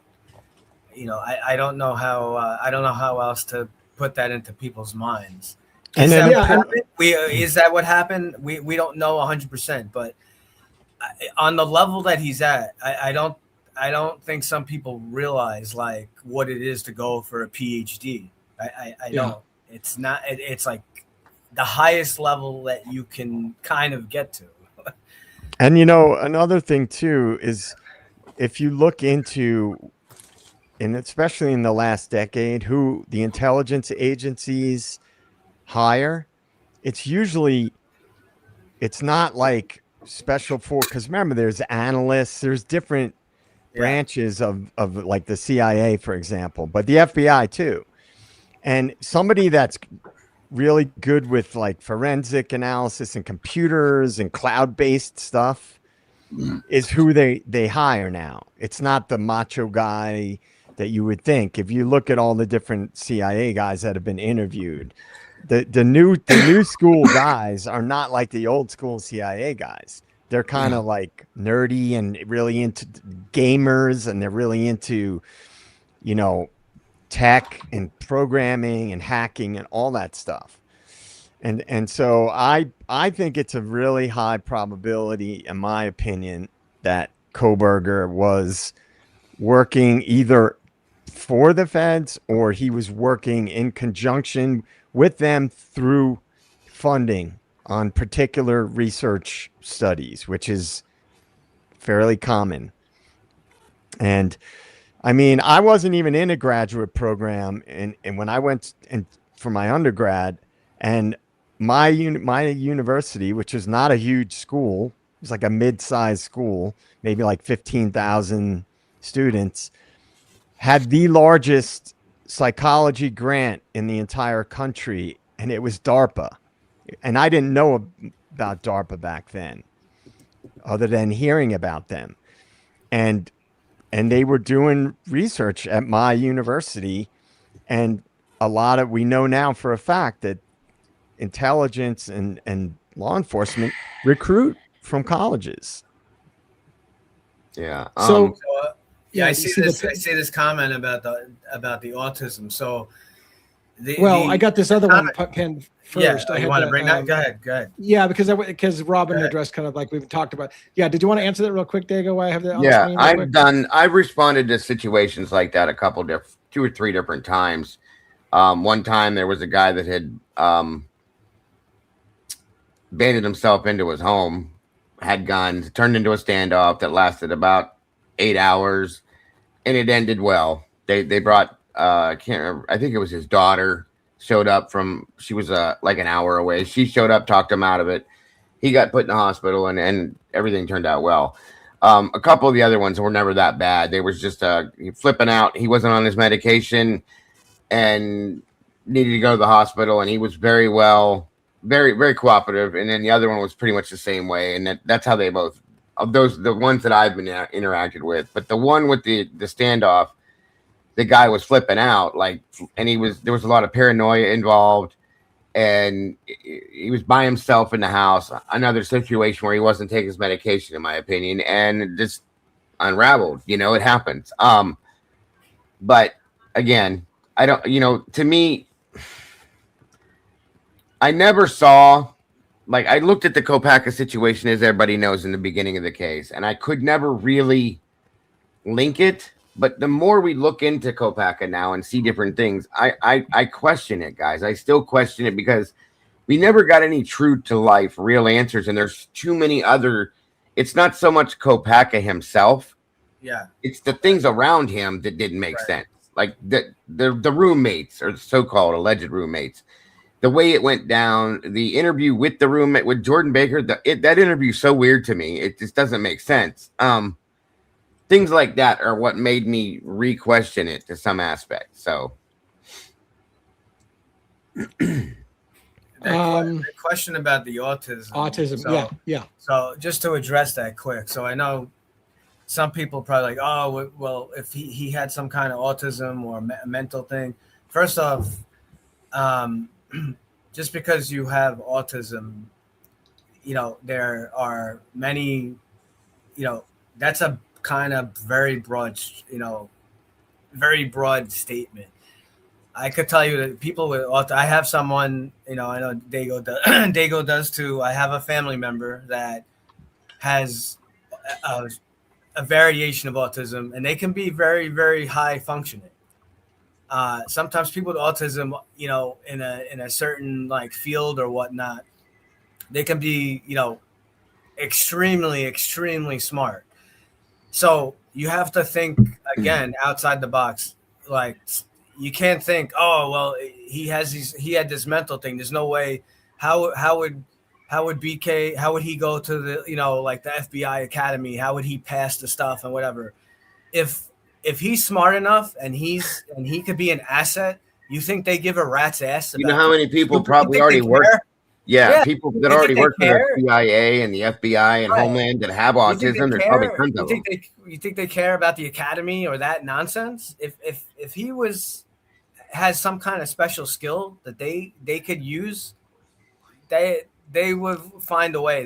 That doesn't mean anything. So just because he has autism, that doesn't mean that. As long as they function well and they don't have to babysit them, that's all that matters. You know what I mean? Right. And another quick, Happy Hounds just posted something going back to that other statement. WSU Kim she did tell me she contacted WSU and asked a question. She, because she had a child that went to school there. They said that they were not letting him go, but that was after he was arrested, then he was let go, which was an automatic situation from my understanding. So just to answer that, and back, what Happy was saying, that is true. And just to touch on why I have felt that the feds were involved in some way, shape, or form in an operation is, why wouldn't the FBI, the public, everybody's seeing all the inconsistencies in this case all along, and the feds were involved. So why would they allow such a horseshit narrative to be pushed out to the public that does not coincide with any of the details? Wouldn't they not want to be associated with a case that looks like a clown show? So that is one of the things that, to me, bolsters my belief that they were involved. There was some kind of an operation because, you know, I to add to what you're saying, and again, this is why I questioned that, JJ, earlier. With as big of a mess as this has turned into, okay, in my opinion, this is just an opinion. If this was a WITSEC thing, do you guys think they would have allowed this to turn into what it is right now? I think they'd have shut it down, and all of us and everything, if this really truly was like a WITSEC situation, because there's too many people that are looking into it. There's too much like exposure. You know what I'm trying to say? Like, and I'm not saying that it didn't happen. I wasn't implying it with SEC though. With that, I was saying, no, I know. No, not you, but if it were that, I've seen a couple people mention it. So, but I mean, like, the one of the things that I look at is that the government has long been very intimately connected with the mainstream media. And oftentimes when there's fuckery going on in the world, the government wants the public distracted. And they want them online. They want them on message boards debating. They want them watching mainstream media to kind of placate them and keep them, distracted, basically.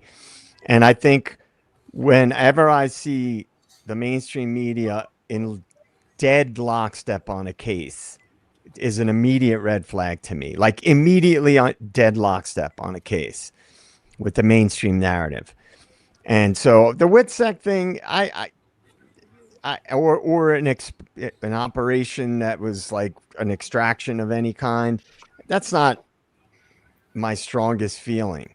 I keep myself open to it because of the level of skullduggery that seems to have taken place around this case.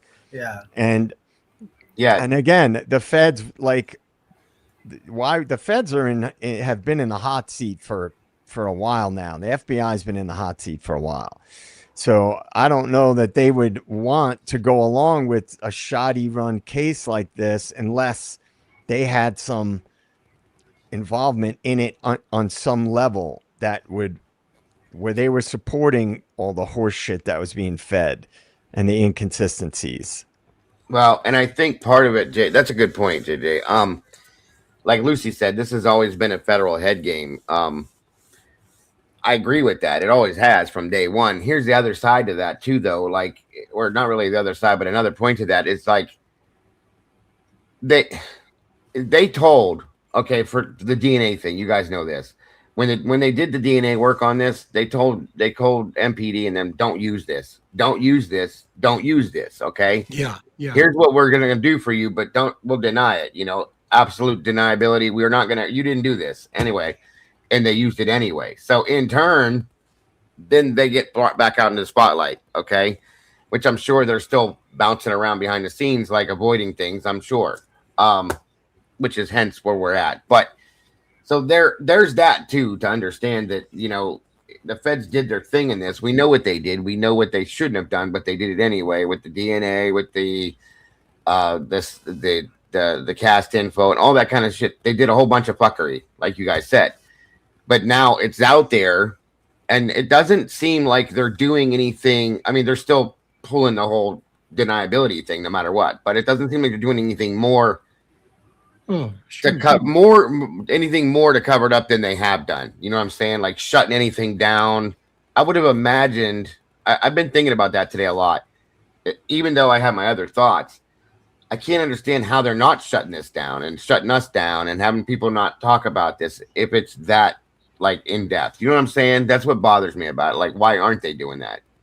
Well, I mean, the feds love. I always say, they really love when people are debating each other and online and fighting with each other on these hotly debated cases. And true crime is massive. I mean, every big documentary, they interview true crime people. It's a big thing, and it makes people money. It makes people money, man. You're getting, YouTube loves it. The platforms love it. The Reddit loves it. I wish we were making money. Yeah. But I mean, they're surely making money, right? And so, you know, I just think like that's why I always say, man, this case is the craziest fucking case I've ever seen, because in my opinion, there's like 3 different theories that are highly, highly plausible. Yeah. That are not the mainstream narrative. And I mean, come on, guys, a speck of DNA on a knife sheath with the number of stab wounds these people allegedly had. Come on, man. I mean, we're getting into. And it's not even recovered on body camera. I mean, now they couldn't even do that. We're getting into like goo goo gaga shit now. It's like they don't show the knife sheath being found. There's a speck of DNA on a snap button. That's it's this guy. Oh, it just happens to be a guy who's a PhD candidate in criminology, just up the road. You know, it just doesn't. So, man, I don't know, dude. I'm getting to the point where I just am like, fuck this, man. This is just. So we give up. We give up on the case. Just fuck it. I mean, DA, when you were talking today, I was listening while I was at work. Did your video early today, and I'm like, you're looking at that scene with Copaka, and you saw all that redacted shit. Any one of us, anybody in the chat could look at that and go, more fuckery. Like, right. It's never ends. It's just more fuckery. Everything is fuckery. And it just, it's how do you not think the worst case scenarios about the people that are pulling the strings in this world when we just get nothing but an endless stream of fuckery? Yeah, absolutely. And you know, and I keep repeating it from time to time, but something you said stuck with me as one of the biggest keys in this whole thing, which is that if you had taken any one of these things by themselves, you could have explained it away and said, well, okay. But the number of fucking things you have to explain away in this case is insane. So that's when it becomes not believable anymore. Right. Because if it was just a one-off, you could say, oh, well, yeah, shit happens. If it was one thing, you could be like, shit happens. Sometimes shit just happens. Right. But and what most people will Thursday and Friday, and shit happened on this day, and this case shit happened, and then some other shit happened, and come on. And then if you'll have people that give you the Occam's razor, he pled guilty. Well, that's it. It's done. Pled guilty. Occam's razor, in my opinion, would not be a representative logical approach to this, because if it was Occam's razor, there wouldn't be an endless stream of inconsistencies from day one. That's not Occam's razor. So all the people on Reddit that love to say Occam's razor, if there was Occam's razor, there would be a very simple, there wouldn't be a need for all this inconsistency. This is the opposite of Occam's razor, in my opinion. Yeah, me too. I mean, look at what, you know, every time they have something new that comes down, we have another 50 questions to ask. I mean, look at every time. How simple is it of getting a DoorDash receipt? You look at a DoorDash receipt, and now what? Now we see DoorDash is ordered at 2:15 and gets ordered, you know, and arrives at 3:59. Who the hell orders DoorDash and waits an hour and 45 minutes for food? Yeah. I mean, we spoke about it earlier on Dago's channel. You order DoorDash, you know, okay, it's not going to take 10 minutes, but all these apps, I know DoorDash has it. There's a little map. There's a map that on the thing. You open it up. An estimated time.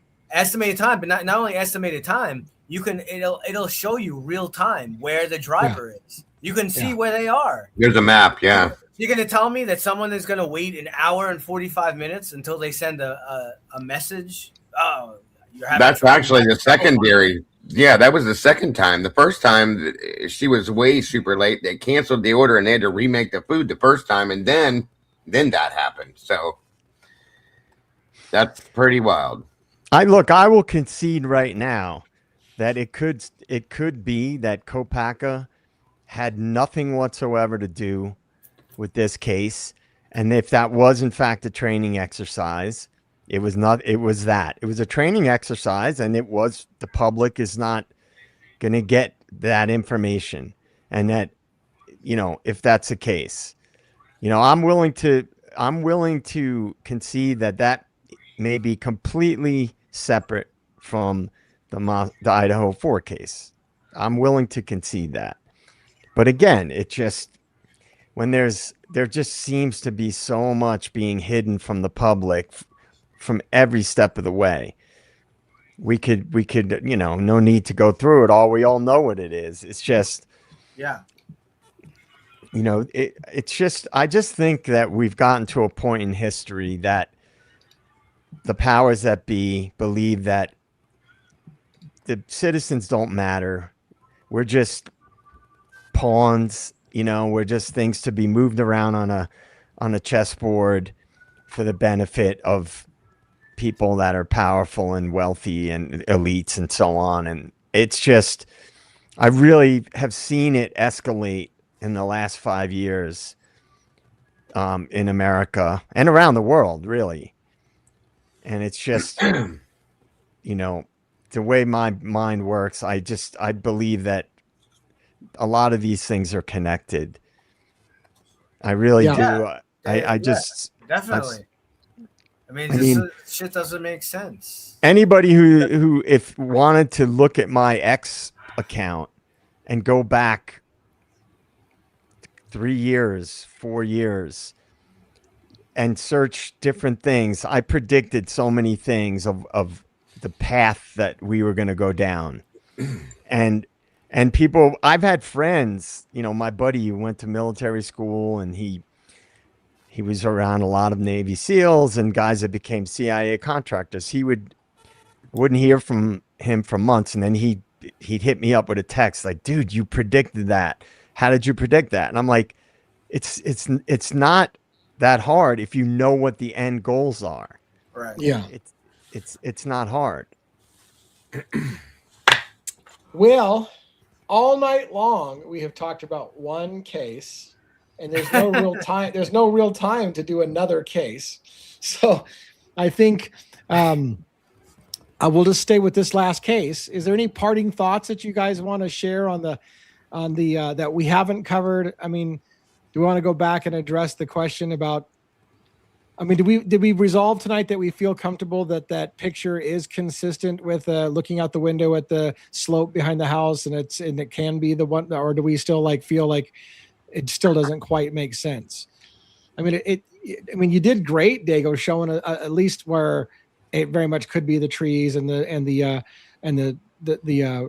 staircase that you see back there. The angle doesn't seem right, but is that just a trick of the camera, or that's what I was saying? I don't know for sure. Yeah. But you're rubbing off on me with the whole devil's advocate thing. And I just had to say maybe, you know, but Robin had a better point saying at that angle, you should be kind of looking down on more. It's just weird because it still doesn't make sense. When you look at the one window, you see a blacktop with yellow line parking lot. The other side of it, you see grass. It's what the hell's going on? You know what I mean? Yeah, right. And just from physics, just basic perspective, if you were further away from that little hillside with the stairs, if you were further away, yes, I could see it looking like you were lower because it's a little further away, but you would see the parking lot below the window. But we saw the other picture, how close it is to that hillside. Doesn't seem like the angle is correct. Right. So Dago, somebody said they sent you the picture of the water tower, and then while you're looking at that, if you have it, I wonder if this person's saying I should go to Moscow, because that would be funny, but it would also, I just don't know if they already know that, because they did put a little smiley face. So Joe and I went to Moscow. Rhonda and I went to Moscow. We put boots on the ground, nighttime, daytime drive footage. We got a whole bunch of stuff. We got footage of it.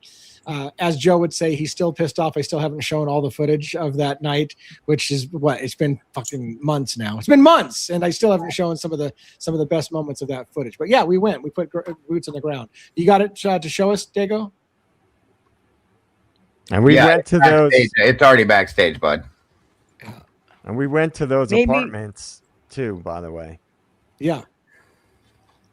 Okay. There's a grain silo or water tower out there.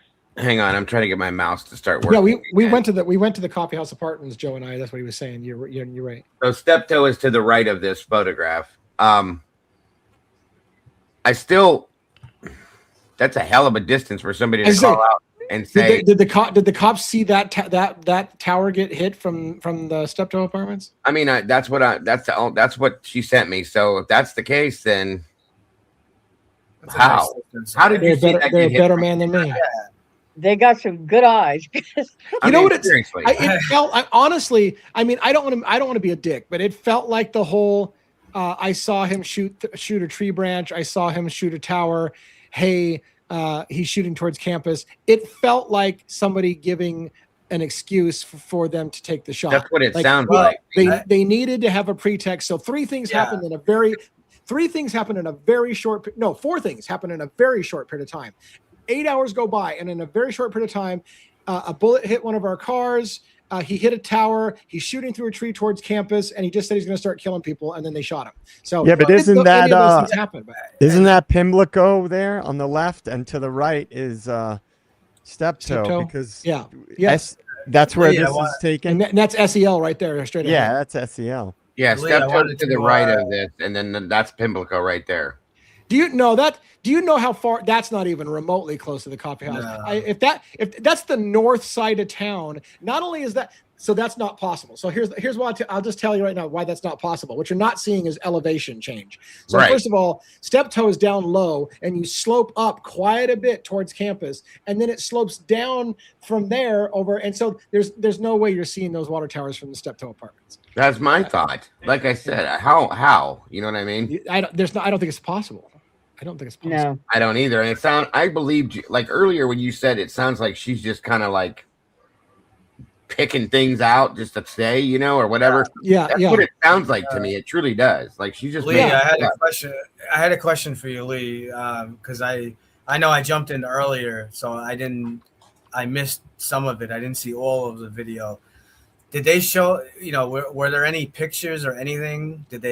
So I know they talked about the water tower. Did they, where she said, oh, they hit one of the cars, they hit this. Did they show any pictures or anything of I haven't seen anything being hit? No, I haven't seen anything. Now, granted, there's like 4 body camera footage or 5 body camera footage from each hour of that shooting. So I haven't watched all the camera footage. So that's another reason why I'm kind of trying to make these files available for everybody to snoop through and say, and I've been trying to tell people, look, here's what I'm looking for. If you find this, please tell me the file and the time frame. So I want to hear very clearly Brent Copaka saying he's going to start killing people. I don't know that that's ever said. In fact, what I'll say this, I don't believe he said it. Until you guys can show me a video that said he said it, I don't think he said it. I think an officer said he said it, but I don't think he said it. So until you can show me a video that he said it's all hearsay. I don't know that he hit a tree. I don't know that he hit a water tower. I don't know that half those things. So I'm looking for those. Show me that he actually said he was going to start killing people. I would like to see that. I'm with you on that one. And maybe he will. To be fair, if you show it, I will be the first to go, well, fuck, there it is. You can hear him. I'll let you know. I'm not going to hide it. I don't have a dog to fight, whatever you want to say, a bone in this fight, a dog in the fight, whatever the fuck, I don't have, I'll tell you. If I hear it, I hear it. I'll tell you. I have no problem. All right. So I think we're going to wrap up here, guys. Let's go around the horn, say some good nights. It's long. It's been a long night. It's a good night. It was the best of times and the worst of times and all those fancy things. Let's go. Robin, 1-1, Dago, JJ on the way out. So Robin, what do you got to say for tonight? Well, once again, thanks for coming out, everyone. I'll be the housekeeping person. If you haven't yet, please like the video, share the video. Become a part of the family, become a member, $2.99 a month. You can watch Lee go through stuff live during the day and all kinds of stuff. And, hopefully, just join the family. Thanks to the Blue Crew for popping on over. I saw several of you guys over here, and the meatballs are always wonderful to have you guys here. Thanks to all the denizens. We couldn't do this without you guys. I always say that, but I want to make sure to always say it because we we we just couldn't. We're here because you guys are helping us in this fight for truth, and it's great to be here with you gentlemen as always. So, and I hope everyone has a wonderful evening. All right, thank you so much. And what do you have to say for close? Great content. These videos, going through the Copaka stuff has been excellent. Hope you guys get either, some of us have to work, I guess, during the day, but you could check some of it out on replays and whatnot. Thanks to the panel, Dago, obviously, great having you and your crew. Great discussion earlier. I love hanging out with you guys over there. Keep fighting for the truth and keep asking questions. Unfortunately, more stuff comes out. We have another 50 questions. Thanks to everyone who came out yesterday. Great show. Great thread on Kurt Cobain. We will be continuing to cover that in the future on the next few weeks coming up on Sundays. Don't worry, we will be doing more of a deep dive into the actual crime scene and some other stuff. Just the first show was kind of a little bit out of what, just kind of trying to get people to think outside the box. Following along kind of what JJ likes to do. So just continue to think, continue to ask your questions, and don't be afraid to, if you don't want to come up on stage or anything like that, you can email Lee, you can email us. We definitely there's no theory or anything that we're not afraid to look at. Just try to have we don't like to just come on here and just make accusations and blame people for stuff. So try to make sure you have receipts for stuff. But if you have the receipts, I'll tell you, Lee definitely will take a good look at it, and if it's something that has substance to it, he will bring it up. So of course, thanks to Lee for having us. We love being here. Great show. Thank you. Yeah, thank you as well. And you got lots of people that are asking questions of you. So you got your own little happy fan club going in the chat room as usual. Dago, how are you? And what's your closing thoughts for the night? I want to thank you guys all for having me again and our community. I want to thank Amanda B and Essie. Great job as always, ladies. And thank you all here at Devil's Advocates for having myself and the community here, along with my Blue Crew. They're absolutely amazing. They know how much they mean and how important they are. I want to thank the whole True Crime Cafe for joining us tonight as well. And guys, I'm really, really enjoying doing these shows at night with all of you guys coming together like this. It's absolutely amazing. Of course, Robin, 1-1, Lee, and JJ. It's always a great show and a great conversation. And I'm looking forward to more and more of them. Everybody from the cafe and everybody in general. I always say this to everybody, guys, don't forget to love yourselves and love each other. Make some time for yourself and know your own worth, folks. It's so very important. Don't change the thing. You guys are the beautiful people, and we will see you guys very soon. Yeah, and I hope, Dago, that my wife and I get to meet your wife and you when we come out to Indiana and Kentucky area. Yes. So we're crossing our fingers that we can pull that off. I know there's other people who have been reaching out to me saying that when we're going to be in the area, they want to meet with us. So it's cool as the channel is growing. Now, when we go put boots on the ground, people are talking about coming to see us. As long as you don't bring a firearm and shoot at me, we'll be good. So, I mean, you can bring a firearm, just don't shoot at me. I was going to say, I'm not going to shoot at you. And, but the other thing, I can't promise you that. But fair. I don't mind the extra protection around us as long as it's not. I'm looking. Yeah, definitely. What do you got, JJ, for closing? Yeah, once again, thank you for having me, everybody. thank you to the Den and the Meatballs and all the mods. I really appreciate it. And of course, to all you fine panelists here and DA, and for tolerating my flights of fancy. We'll get those videos out one day of DA and I on a rampage in Idaho. The people in the members only live were cracking me up, man. Like, some of that stuff was just the funniest shit I've ever done. But not just funny, you know, there was some good there was nuggets. good moments. Yeah, there was some good nuggets in there. And man, I got to tell you, you know, this case has stretched my brain in ways I can't even tell you guys. And so I'm happy to go through it with y'all. It's been a really interesting thing. Yeah, Amanda loves busting my nuts. Read the chat, Joe. Read the damn chat. You guys, if you ever get to see those videos, you'll understand. It was pretty nutty. I hope you guys get to see them eventually. In a way, I wish to help support the channel, we could sell some merchandise, because we have so many cool inside jokes in this channel. You know, this ain't coffee, bitch.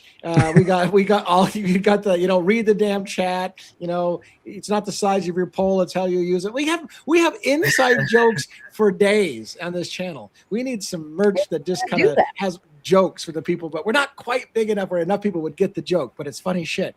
Like, and also DA's been so busy with so many other things that, like, a lot of the video that we shot, there was a lot of it. And so Cockswagger, right? Yeah. I mean, people were just talking about SEL. We went to SEL, we filmed around it. Yep. The Den was digging up information about them, and that it was pretty crazy. But anyway, as always, guys, it's been my pleasure. I'll be back tomorrow at the normal time. I'll be here on time. And and I appreciate it, and I love that. I love having everybody on the show. This panel has been amazing. It gets better and more solidified. We're getting into our groove. And I've got raw footage from New York trip all over the place too, with Rex Heuermann and Luigi Mangione walking down the locations of the shootings and the houses and stuff like that. We got so much footage that's just sitting in the can. You know what? Someday we're going to do a documentary. We're going to use all that stuff in a nice documentary. There you go. That's what we could probably do. We got some great footage in the can for that. So anyways, I guess I will sign off tonight, and I won't put her on stage. I'm going to put me on stage. How about that, Rob? Going through everybody again. Come on stage. I'm just gonna sit here and piss around with this fucking thing the whole day. Anyways, that's it for our show, Crimes After Dark. Thank you. Robin will I forget that I've got like 3 mods that can take over it. Forget about it. I'm just going to go ahead and close. Thanks for coming tonight. Have a great one. We'll see you again tomorrow night. Have a great night, everybody. Good night, everybody. Take care, guys. See you tomorrow. Take care.